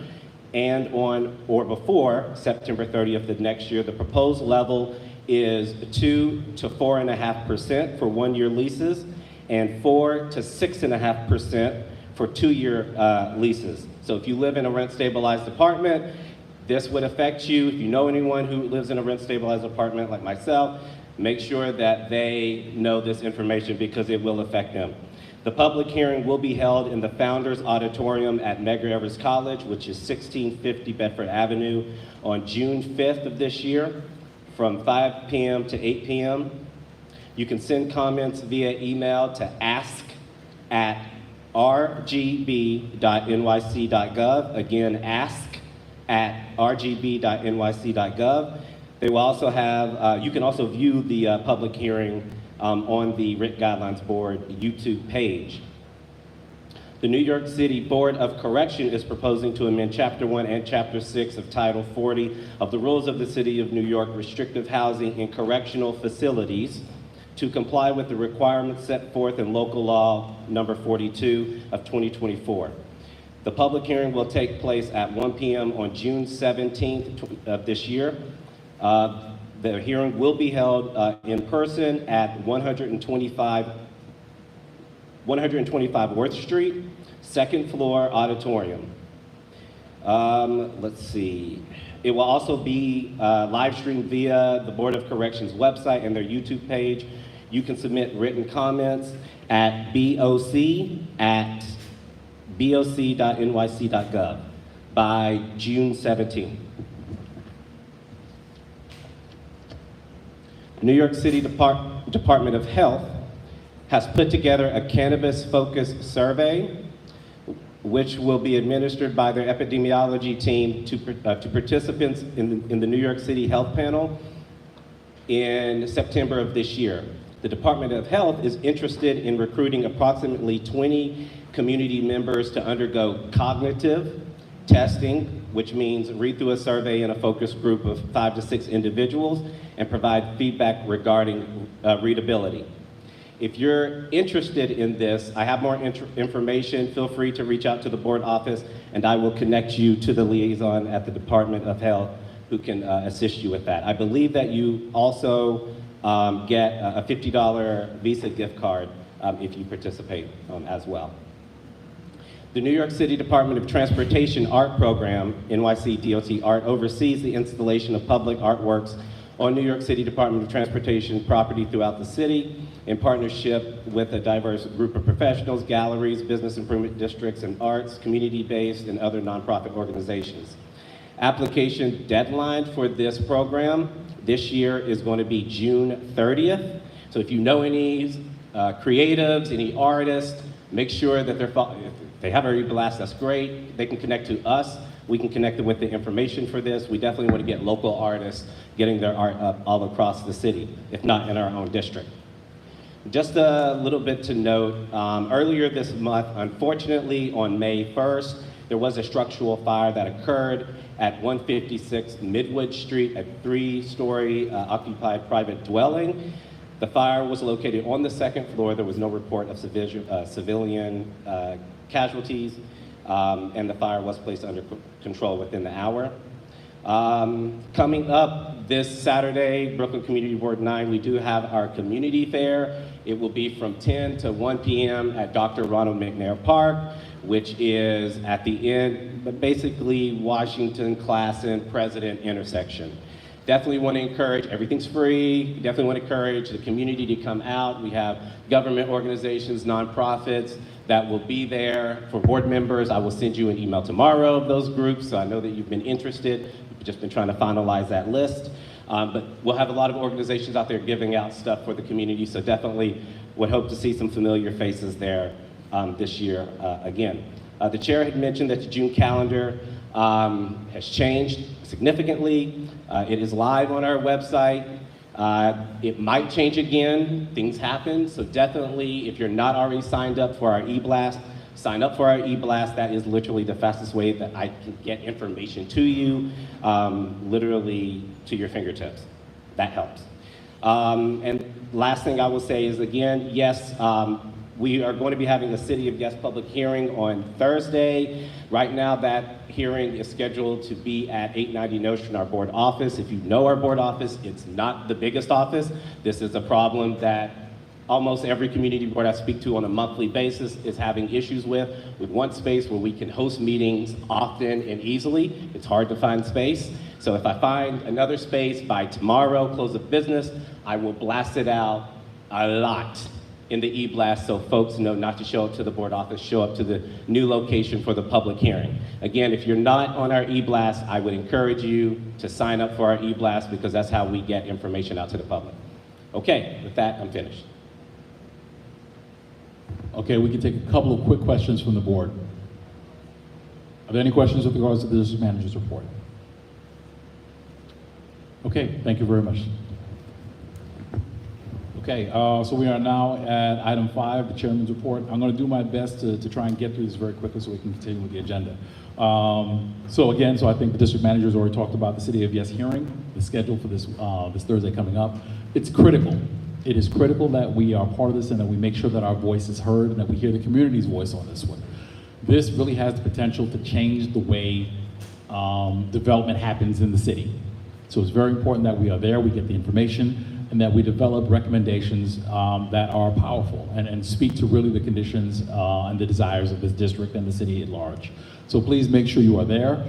There's a lot of materials to get there. So I think it's important because Department of City Planning will be there. They'll be explaining it, but make sure to ask them questions, ask them tough questions to make sure you get the answers that is satisfactory, and that way we can have the conversation that we need to have.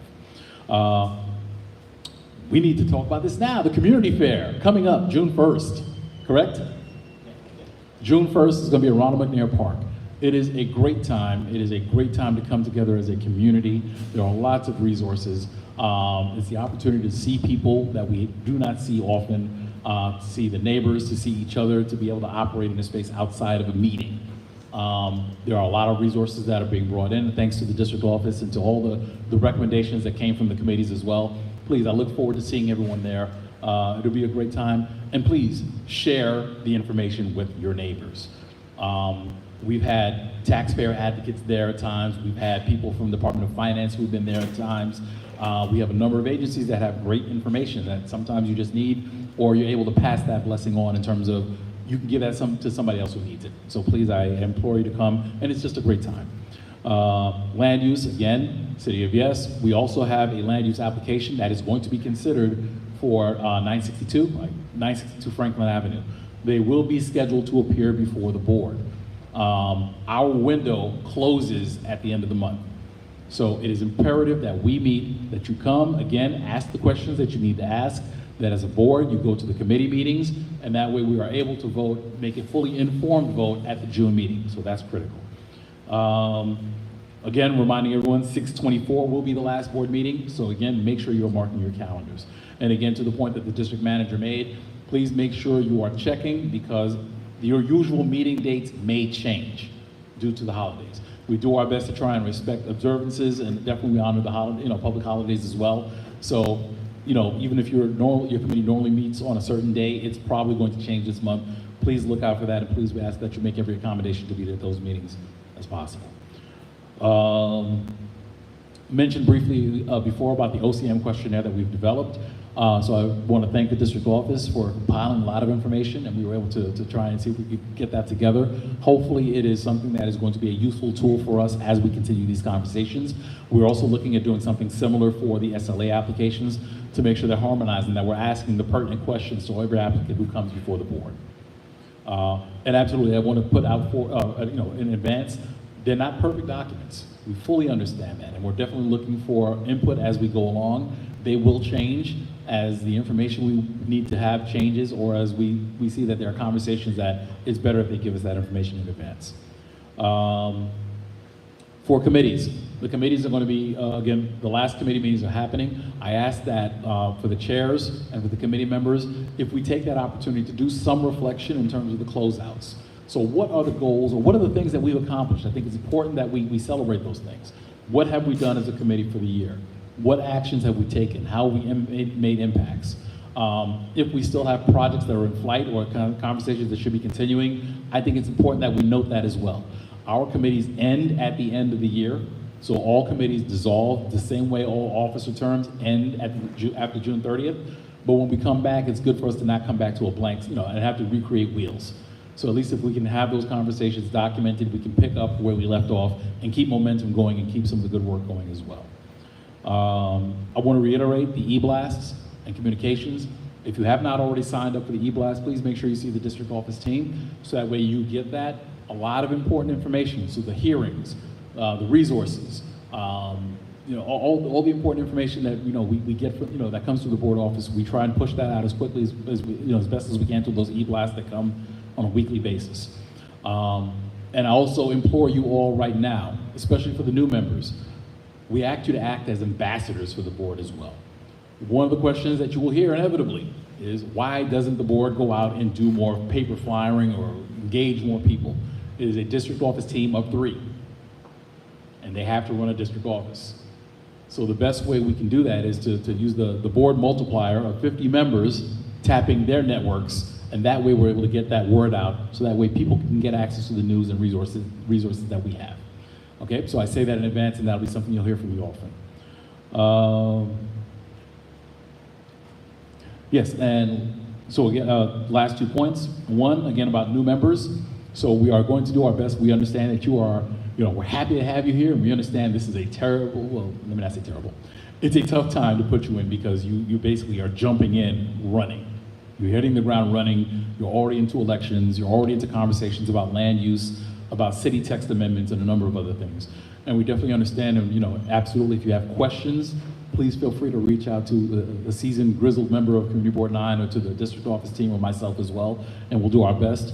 But we definitely want to make sure we have a formal orientation for you as well, that outlines some of the ways that we operate. So we want you to understand our rules of conduct. We want to do our best to make sure you have an idea of how Robert's Rules of Order works in the context of this board. We want to make sure that you understand zoning, what zoning means. So if you hear R5 or R6, what that means and what the impacts are for that. So we'll be trying to organize that. Just please keep your, just keep checking your emails. And actually that goes back to that communications piece again. Please make sure you check in with the office as to what is the best way to contact you. I know in many instances we have different emails for different purposes. Some we check more than others. So we're asking the email that you are going to more frequently check, please make sure you give that to the board office, so that way you can get the information in real time. And last but not least, I mentioned it previously about a bylaws amendment. So I believe it was on the 16th or the 7th, it might have been the 17th of the month, we sent a bylaws amendment out to all board members. This one is more of a technical amendment. It's not changing anything to the extent where it's clarifying something. So there's a particular article that references the officers that we elect. So you heard the chairperson, the first and second vice chair, the executive secretary, the treasurer, and you heard members at large. The text on the current bylaws do not state a number. Past practice has always been that the board has elected 2. So we felt this was a good time just to make that clarification and make sure that the bylaws are aligned with that practice as well. So this is definitely not a referendum in terms of what the board should be, but at least for now, we just wanted to make sure that there was clarity in terms of these elections. And as as we talk about the bylaws as well, I think it's always a good conversation to have in terms of if there are things we should be doing, could be doing, to make sure that we're operating better and more effectively as a board. All right, so that will be the first action item we're voting on this evening for the bylaws amendment. Okay, at this time, that completes my chairman's report. Are there any questions from the board?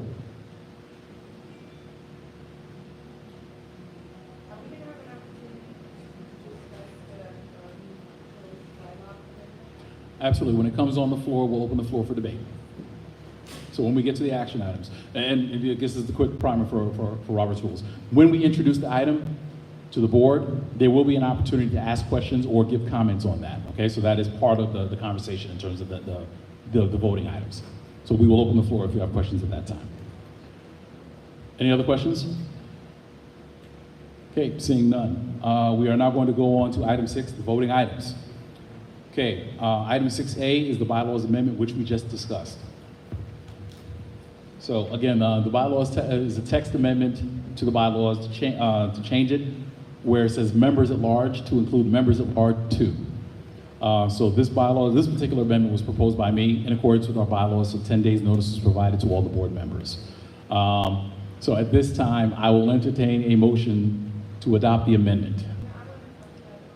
Let's get it on the floor first. Okay, it's moved by Felice Robertson to get it on the floor. Seconded by Yakov Berman. Yes, by Rabbi Berman, sorry. Okay, we will take questions or on readiness at this time. Anyone who wishes to speak on the motion? Ms. Westerdahl, we will see you. Is anyone else who wishes to speak on this? I will put my name down. Board members. So Ms. Westerdahl, I see you. I will put my name down as well. Any other members wish to speak? Seeing none, we're going to close on my name. Okay. Ms. Westerdahl, go ahead.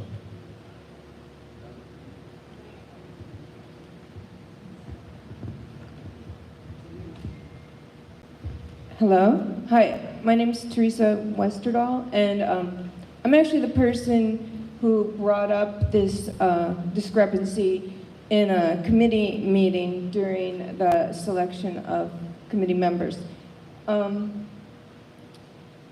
I just want to, okay. I'm opposed to this change, and I'm opposed to the way it was presented. I mean, there's a lot of new board members here, and who may not understand the history of the bylaws changes that have been attempted and made by Fred Baptiste and the problems that have ensued. And I disagree with making a change without there being a bylaws committee formed and discussed. Why change it to 2? We may need more at some point. Some community boards have more than 1 or more than 2 members at large. Why do we need to suddenly put 2 on there? I brought up the discrepancy because Fred insisted it was 2, and I said there isn't a number on there. But I think we should have a committee established to make decisions involving our bylaws. And there is a history that new members may not understand and should be informed about. Thank you. Are you laughing? Do you want? Okay. I'm done. Thank you, Now, everyone. hold on. Who has questions? We'll try one more time. Hold on. Okay, hold on 1 second. Rabbi Berman, I'm going to put you on the list. And, okay, Ms. Blackwell, I'm going to put you on as well. Was there another member? I want to speak in support of this motion. There is no practical implication. It's just an amendment to make it more clear, and I think we should vote on it. If you don't want to vote for it, let's vote against it. You want to vote for it, and let's move on. The night is late. Thank you. Ms. Blackwell. I agree with Yakov. I've been on this board for 12 years. There's always been 2 members at large, never more or less.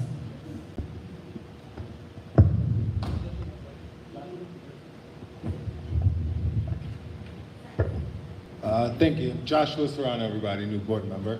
Since I'm a new board member, my question is, if someone could just briefly describe what the member at large position is and why it might be important to have 2 in that role.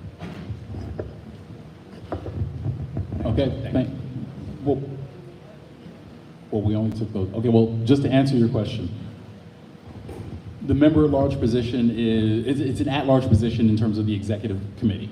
So the executive committee is those other 5 officers, and then there are 2 other members of the board who are selected as at-large officers, effectively. To the point I made earlier, it doesn't have to be that way. We could always, at some point, adopt 3 or 4, or we could even go further and clarify what the roles are. I think that's a little bit beyond the scope of what we want to do right now. I think, and it might not be fair to do that to you as a new board member to say, by the way, vote on this whole change that you have no idea. So that's the reason why we're only doing this as a clerical amendment at this time, just to make sure that it is consistent with the bylaws, so we're not in violation. And then at that time, after that, it's definitely open question. We can talk about what the members at large do, or if we need to change the composition of the board in general.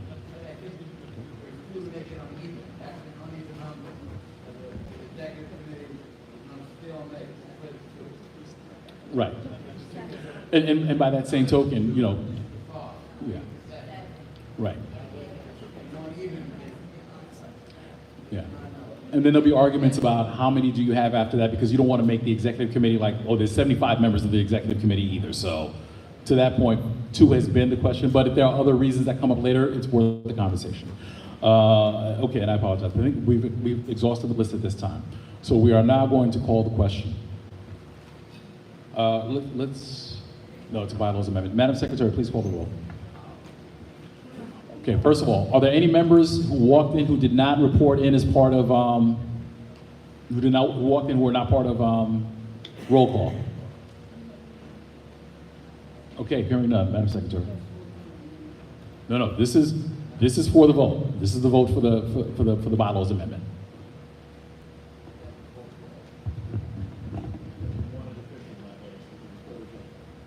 In favor is yes, against is no. Simple. Nicholas Almanar? Yes. Is your correct answer? Not in favor. Fred Baptiste? Yes. Rabbi Yaakov Berman? Yes. Augustine Blackwell? Catherine Burcello? Suki Chow? Jolie Cobb?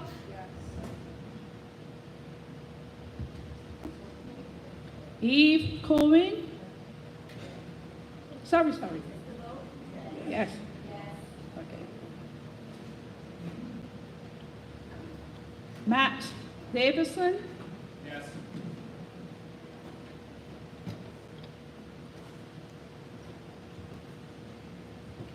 Lisa Etienne? Etienne. Bishop Hamilton Gonzalez? Yes. Yusuf? Sorry. Shauna Hartley.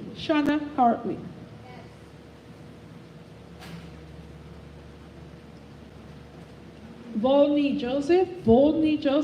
Yes. Renisha Labari? Yes. Mina Legote? Yes. Francisco Leopold? Yes. Courtney Lozal? Yes. Letwin Mavana? Yes or no? Don't mix it up. Jean Rene?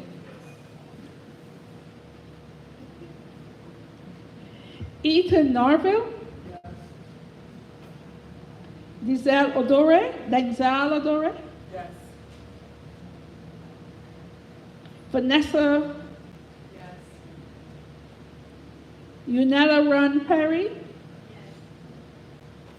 Felice Robertson? Yes. Benny Rosenberger? Yes.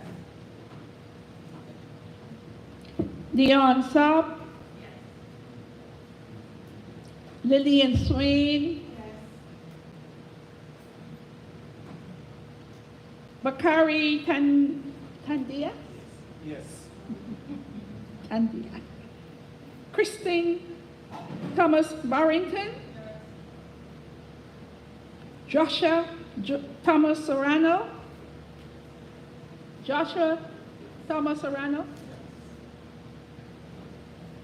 Debbie Timothy? Linda Watson Lord, yes. Teresa Westerdahl.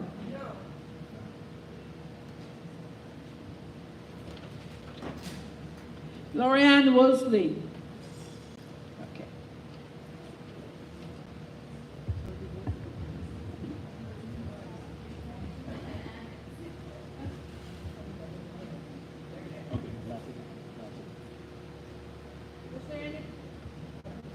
Is there anybody that didn't hear the name? Once, twice, 3 times, lost. The vote, 32 for, 1 against.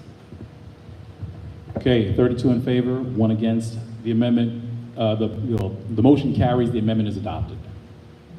I would ask the district manager to please make sure to update the bylaws so that way it accurately reflects that the members at large is 2 on the bylaws. Okay. All right, thank you very much for that. All right, we're now going to move on to item B, which is the stand guidelines. We heard the presentation from the Transportation Committee Chair earlier this evening. Okay, as it was adopted by the committee, we don't need a motion to put it on the floor. We're going to consider it as it is. We will open the floor for unreadiness. Is there any unreadiness on the guidelines? Hold on, we will take a speaker's list. Rabbi Berman, I see you. Who else? Anyone else has unreadiness? Ms. Westerdahl, I see you. Anyone else have unreadiness or questions? Rabbi Berman, Ms. Westerdahl, anyone else? Okay, we're going to close on Ms. Westerdahl. Rabbi Berman.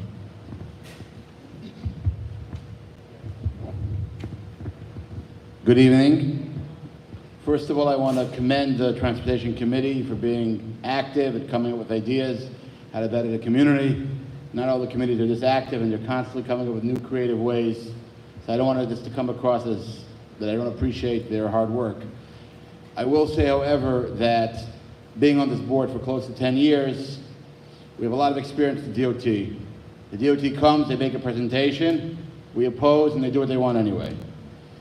My concern with this particular, resolution or letter to the DOT is we're raising an issue about not having enough bike lanes, and then we literally ask the DOT to put a bike lane on New York Avenue and Brooklyn Avenue.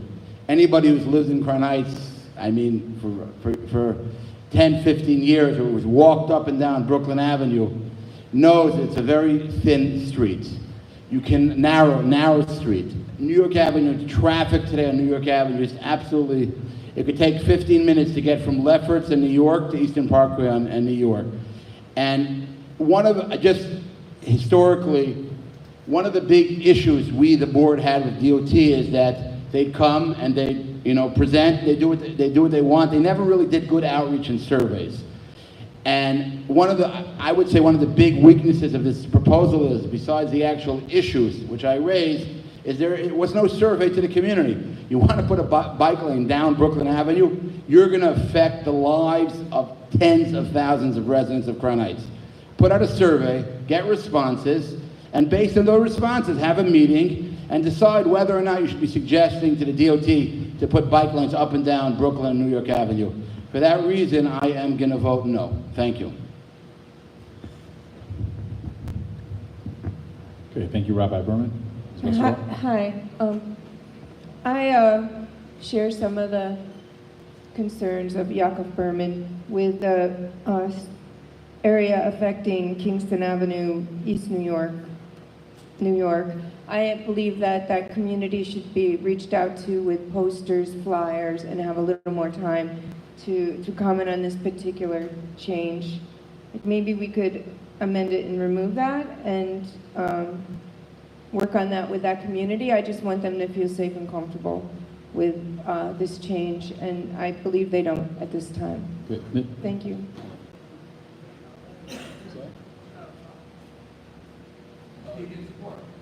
If you want I to think speak we in should well, put hold it on. on the table it until next time. That's my motion. Okay, hold on. One second. Are you making a motion? Okay. All right. No, per order, there is a motion now on the table, on the floor at the table. It's been moved by Ms. Westerdahl. Is there a second? Well, hold on. Let me just clarify. Ms. Westerdahl, what are you trying to do with this? Well, do you want to table it? Is it one part of it you have a problem with? What is it you're looking to do?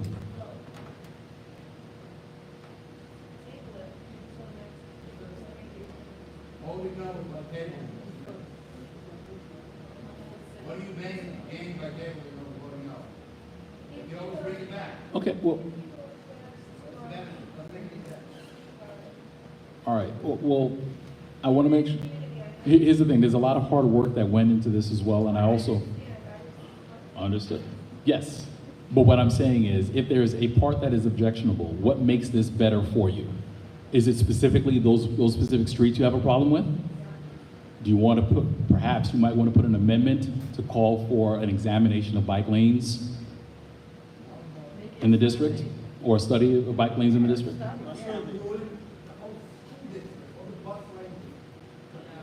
Right, what I'm saying is perhaps it sounds like the issue is against the specificity of what streets they want bike lanes. If the principle is what they agree with, well, that's what I'm saying. This actually asks for DOT to come change. If the problem is with the specific streets, but you're generally in principle in favor, you may want to amend to say, for a bike study to be done in terms of improving bike lanes in the city.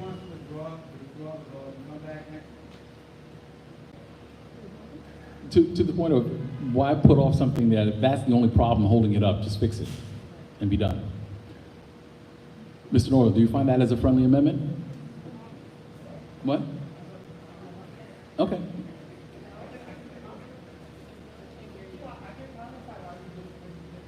All right, Mr. Norville, go ahead. Okay, this is gonna be fun. Okay. So I can understand any unreadiness about this, and I want to clarify a few things. First of all,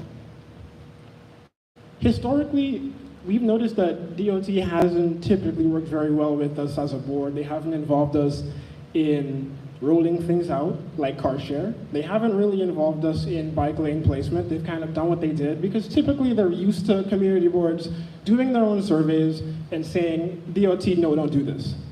We haven't really been a partner with them as an expert body or a body that has some type of say. We've always been some kind of a deterrent. And what's happening here is I'm seeing the same thing.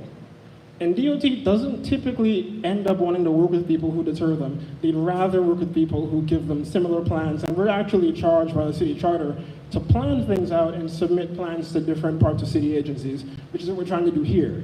We're not saying that we're going to order DOT to build bike lanes all around the city, but we are saying, here's an example plan that we've built.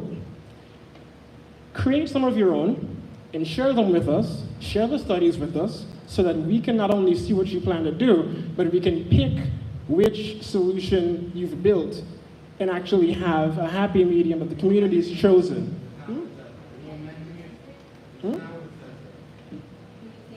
to amend your motion, we can vote. It says here that the motion is not the same. Oh, there are parts in there that say that. There are parts in there that say that. I said there are parts of the recommendation that.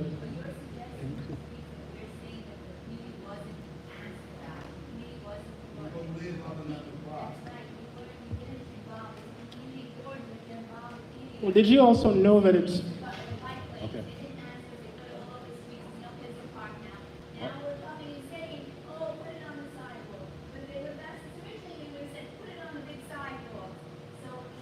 That's also in there.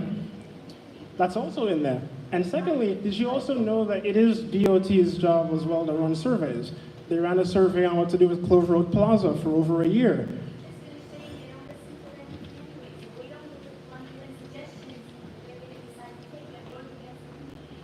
Okay, we're going to need to come back to order for a second. All right, so are you done with your comment, your explanation? Almost. Almost. Please conclude. Okay, order. Just to finish, there are sections of the resolution that call for DOT to submit every study that they do in building this with the community board so that we can, see a presentation on this and react accordingly. But also, it's a system where we're making solutions and not just pushing back against what DOT is trying to do, so they can see us as more of a board that's working with them, so we can have that authority and exercise it in the future, not just sit back and complain about it, and then it ends up still being there anyway.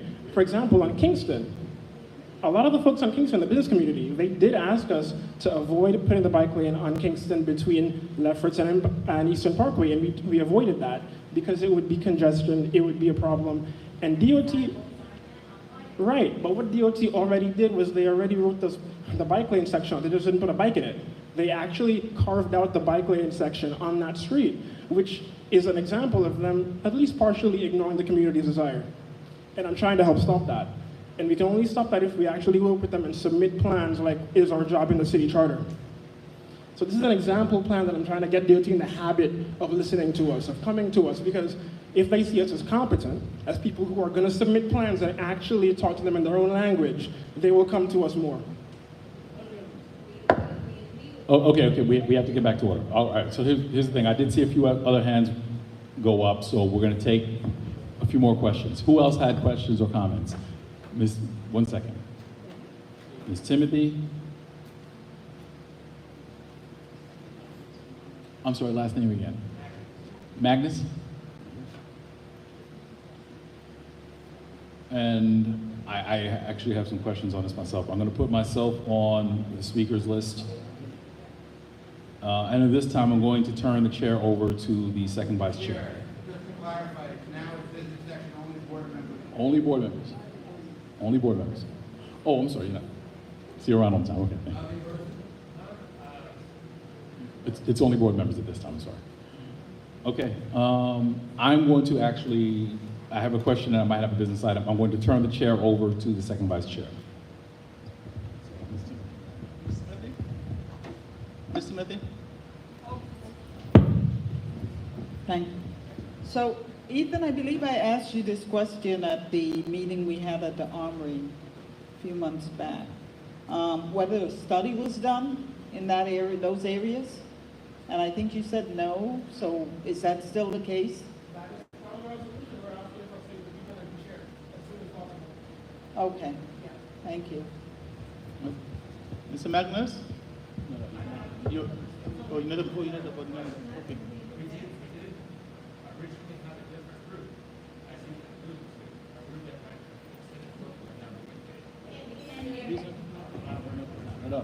No. So only for board members. Only board members. Board members, Sorry, Mr. Chair. Okay. All right. So just to make sure for the record is noted, I am relinquishing the chair because I do have an action item I'm going to propose here, so I'm going to remove myself from here.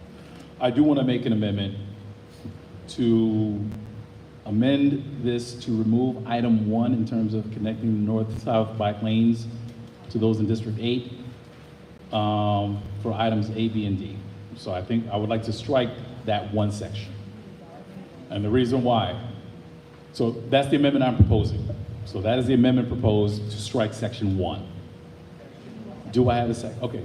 So section 1 says regarding the district's bike lane network, it says 1, connect our north-south bike lanes to those of District 8, connecting the southbound lane on Brooklyn Avenue.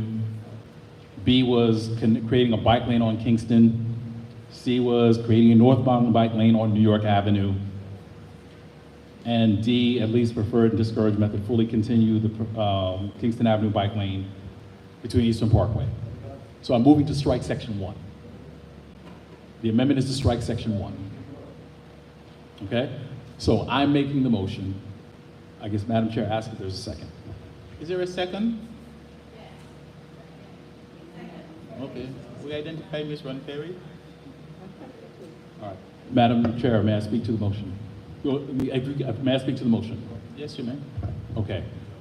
I don't want to let perfect be the enemy of the good.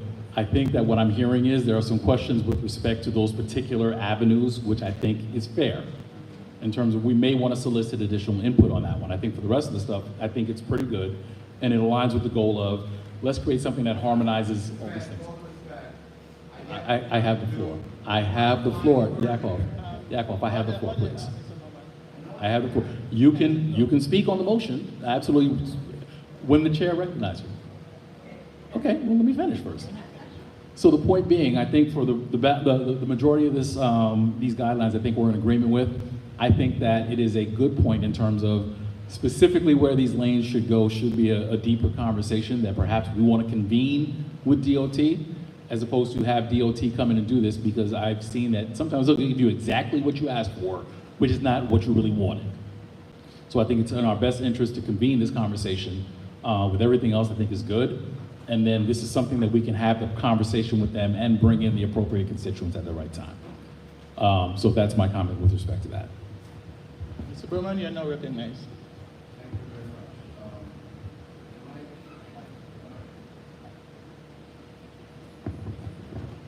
Thank you very much. So I appreciate that, Mr. Chair, for trying to save this proposal. I think there's a lot of good aspects to it.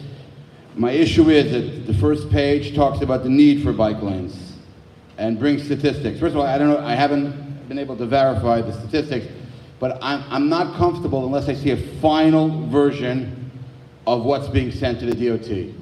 And I think it has to be changed, and we're going to strike this, strike that. Half the board doesn't know what you're striking.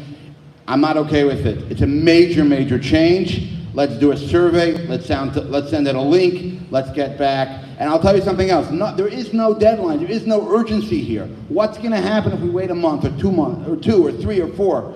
We're sending a request to the DOT. There is no problem with waiting and doing this right. And I'm sorry if anybody's going to have hurt feelings, or I don't know what you're trying to do here, Fred, but it does not help the situation when half the board doesn't know what you're striking. The other half, it just makes no sense. Let's vote it down, and let's send a clean document that we all see, we all read, and we know what we're sending. Thank you.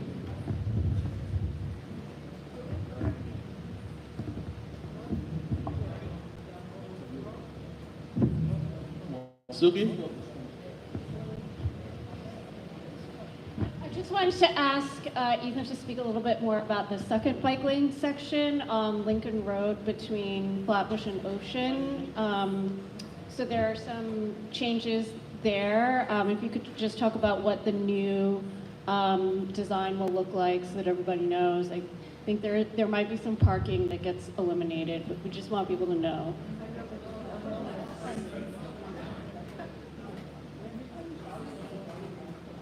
Okay, so the parking would be on, right now there's parking on both sides of the street, but on the east side, on the north side of the street, there's a bus lane already, so, or like a bus stop, so there aren't full parking spaces, but you're saying that right now the bus lane would go the full length of the north side, or? Okay. But can you just like quickly go over what that looks like? Okay, the conversation has to be in accordance to what's the motion that's on the floor right now. Yeah. Yeah. So if you say, is it not all what's in here? That's not in the motion. Okay, so No, so I mean, that's another amendment.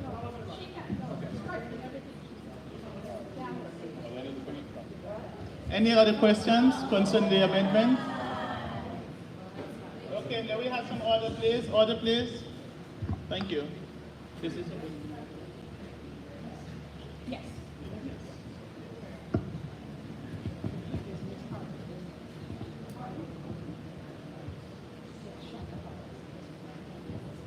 Last comment.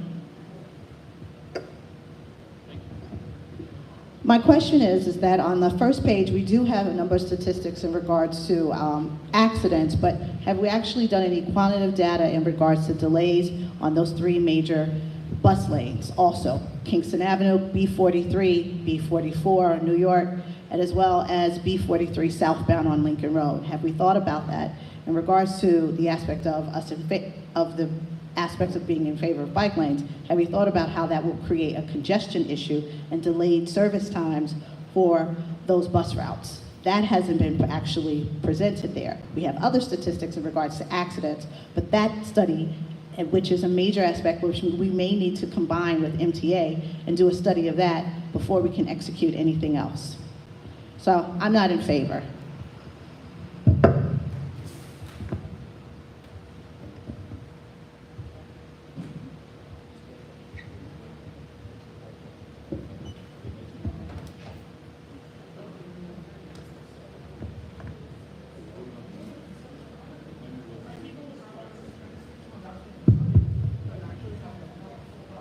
Okay, there is a vote for the amendment striking section 1 regarding the district bike lane network. So we put in a vote on the floor. Right, so all in favor, say aye. Aye. All opposed? Did you? Yes, it was already seconded. Yeah, it's the amendment, the striking of part 1 on the amendment. Yeah. So let's have some order, please. All in favor? All in favor? All opposed? Okay. So the ayes have it. So the ayes have it. So the amendment is there. So now we're back. All right, thank you. So now we are back to the original motion to adopt this as amended, striking section 1.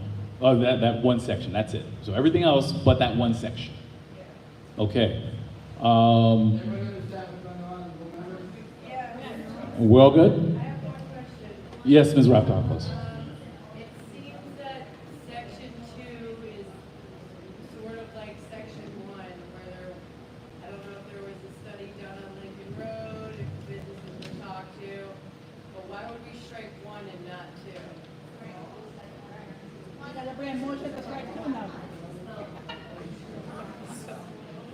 Okay.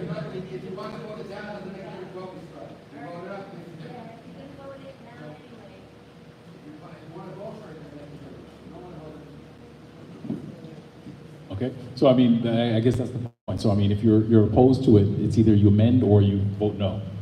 It's one or the other. Okay?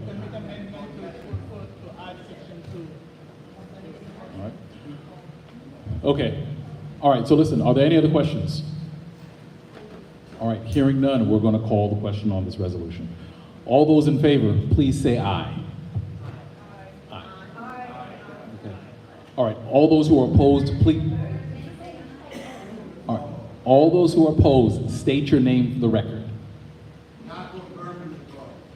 Please note Rabbi Berman is in opposition. Please note Renisha Labari, member Renisha Labari in opposition. Call the roll. Okay, so listen, so everyone, listen for your name. The secretary is going to call the roll. If you vote in favor, this is to adopt this resolution as amended. So that section 1 was the only thing taken out. If you vote no, you are against the resolution and it fails. Okay?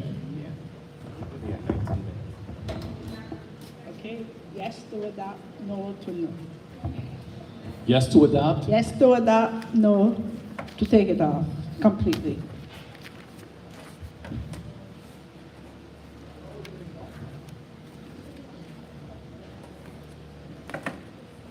Okay, let's go.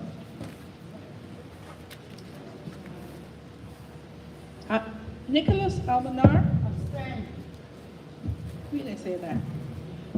Fred Baptiste? Yes.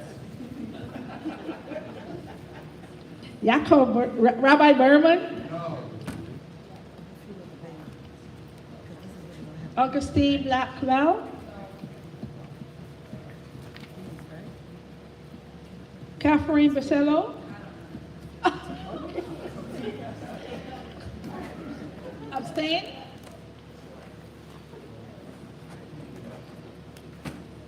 Suki Shao? Jolie Cobb? Eve Cohen?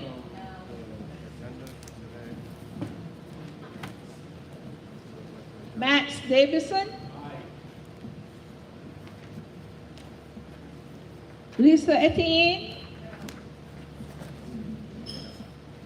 Bishop Hamilton Gonzalez? Shauna Hartley? Volney Joseph? Renisha Labari? Maida Legote? Francisco Leopold? Courtney Lazar? Yes. Letri Mavina? John Benet? Ethan Narville? Denzel Odoro? Yes. Vanessa? Yunella Ron Perry? Felice Robertson? Benny Rosenberger? Dion Sapp, Lillian Swain, Bakari Tandi, Christine Thomas Barrington, Joseph Thomas Serrano, Debbie Timothy, Linda Watson Lord, yes, Teresa Westerdahl, yes, that's it, okay.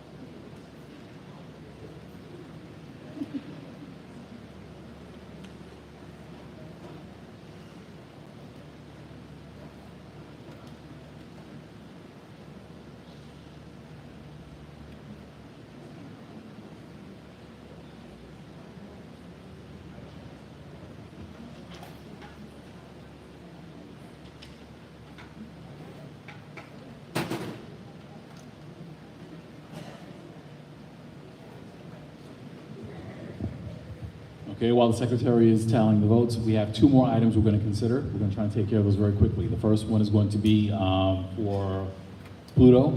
That's the full wine liquor license. That one was approved by, well, actually, and then the second one is going to be for Best Developments New York, or Best New York Developments, one of those. So we'll be considering that OCM application. Those are the two action items we have left, and after that, we're going to conclude. All right, so please make sure you're reviewing your notes right now. If you have any questions, we're going to take those very quickly, and we're going to call the questions on these very quickly, okay? Yes.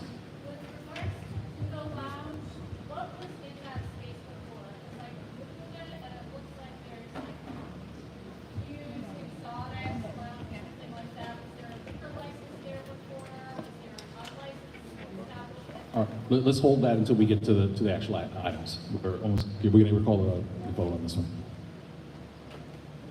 Hold on.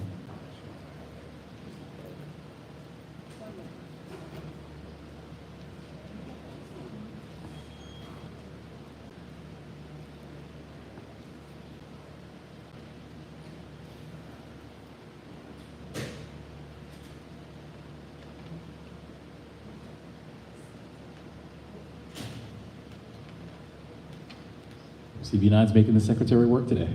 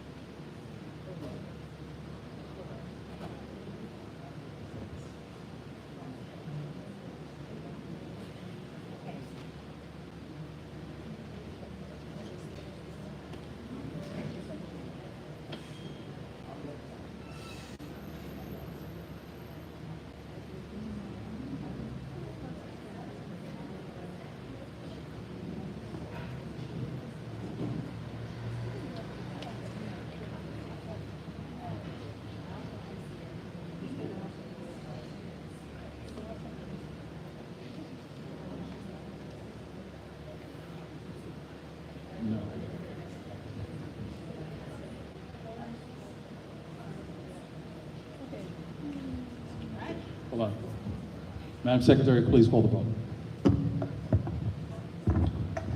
The vote, yes, 11, abstain 9, no 10, I think it has. Yes, 11, abstain 9, no 10, I think that is defeated because it's defeated. No, I call that number. Could you repeat the numbers? Yes, 11 votes? Uh-huh, How many no votes? 10, 10 no votes? uh-huh, and 9. And 9 abstentions? Yeah, so that's 19 versus 11. Okay. I'm sorry? Yes, we counted, so 11 yes, 10 no's, 9 abstentions.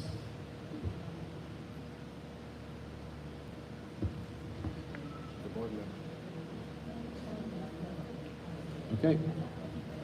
Motion fails.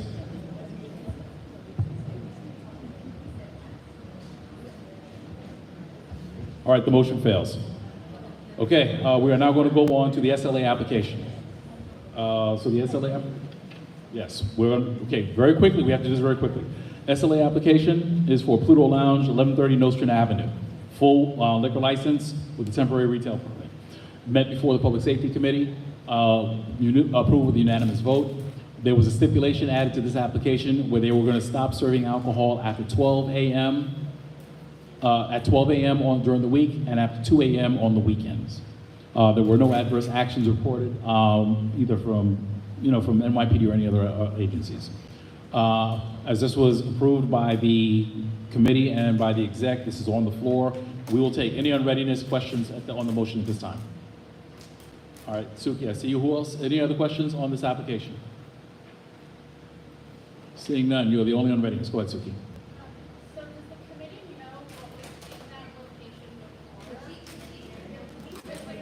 The question was, does the committee know what was in that location prior?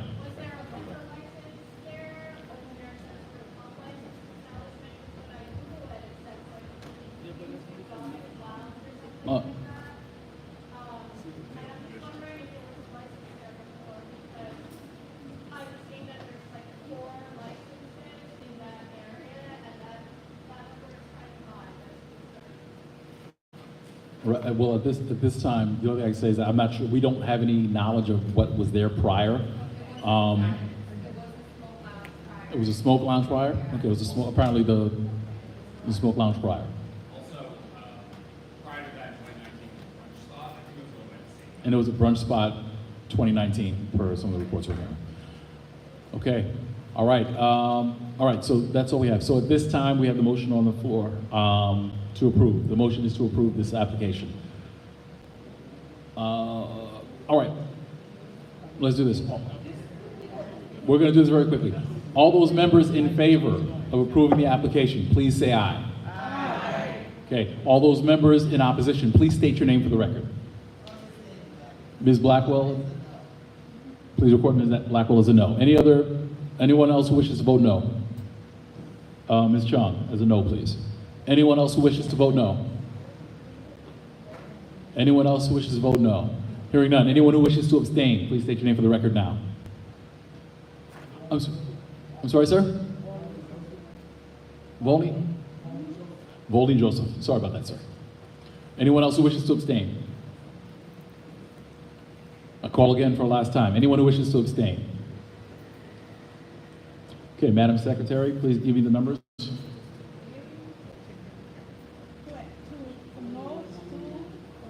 How many noes? 2 noes, 2 abstentions. The motion carries. Majority vote of the board. Thank you. Okay, last one we have is for Best New York Developments at 560 Flatbush Avenue.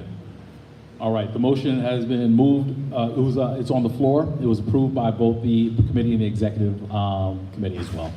Any questions? Any unreadiness? I call for a second. Yes, Ms. Harlan.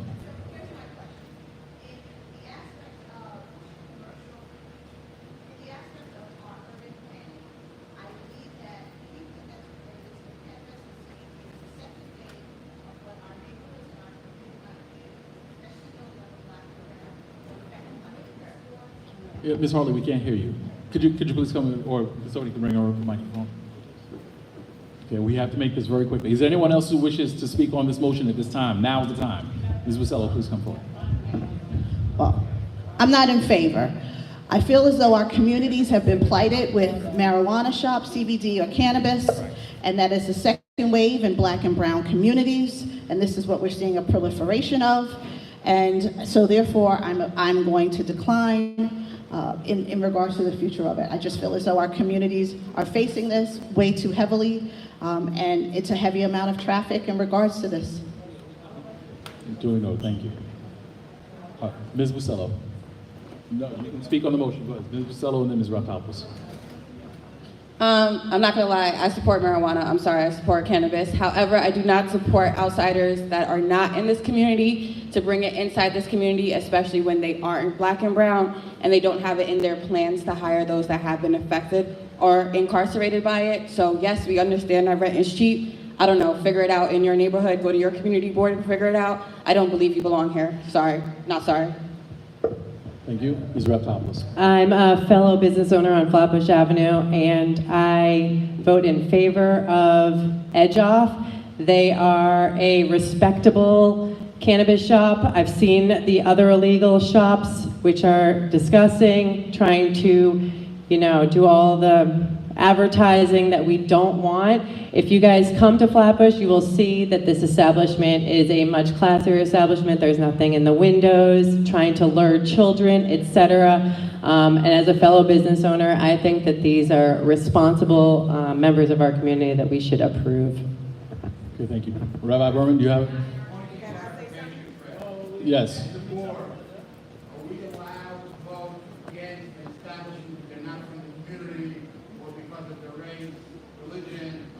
Color, or is that something you were allowed to base your vote on?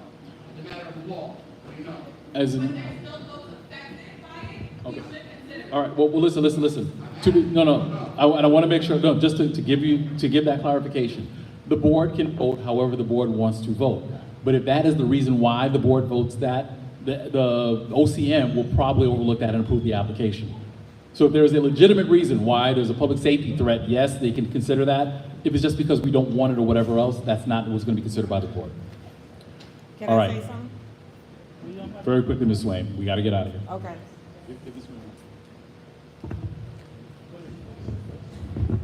Hello, my name is Lillian. I'm a new member. I'm not going to approve it because the simple fact is, as I'm walking down the street, I'm seeing every last other store, there's a weed spot.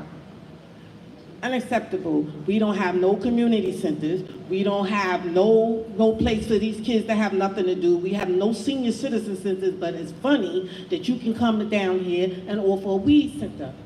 I'm sorry, the answer is no. Okay, thank you. All right, listen. So we need to call the question now. So the motion on the floor is to approve the application. All those in favor, please say aye. Aye. All those opposed, please state your name for the record very quickly. Ms. LeBarry, Member LeBarry, please. Member LeBarry is a no. Busello. See Hartley. Joseph, correct? Thomas. What's the last name? Thomas Barrington. Anyone else who wishes to vote no? I see Ms. Swain. I see Ms. Leopold. I see Ms. Lagute. I see Ms. Blackwell. Anyone else wish to vote no? Wait. I'm sorry, Ms. Rome Perry. Ms. Rome Perry, you voting no? Okay. Ms. Rome Perry is voting no. All right. Anyone else who wishes to vote no? You sit now. Okay. Anyone who wishes to abstain, please put your hand in the air. Rosenberger, abstention. Okay. Tanja. Okay, Tanja. Ms. Etienne. I see Mr. Almanor. I see Ms. Robertson. I'm sorry? I see Rabbi Berman. Anyone else who wishes to abstain at this time? Ms. Timothy? Understood. Ms. Cobb? Anyone else wishes to abstain at this time? Okay.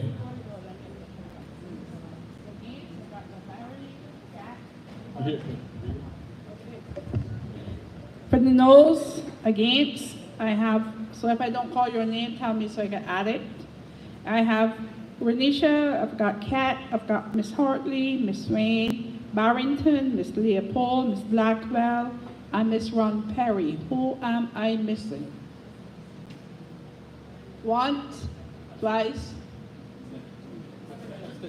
I didn't say abstentions, please, I'm getting, don't rush it. Once, twice. That's it. 1, 2, 3, 4, 5, 6, 7 against. Good. Abstentions, Bini, Tandia, Etienne, Robertson, Almanar, Miss Timothy, Rabbi Berman, and Miss Cobb. Anybody I'm missing? 1, 2, 3, 4, 5. 3, 4, 5, 6, 7, 8. So if that is 8 abstention and 7, that's 15, the motion carried because we got like 17 for. All right, hearing a majority in favor, the motion carries. All right, that is all we have at this time. We do not have time to entertain any new business. I want to thank everyone. New board members, welcome again. Remember, meeting is on 6/24. Please remember, 6/24, and make sure you're checking the calendar for the committee meetings. At this time, we stand adjourned. The time is now 10 p.m.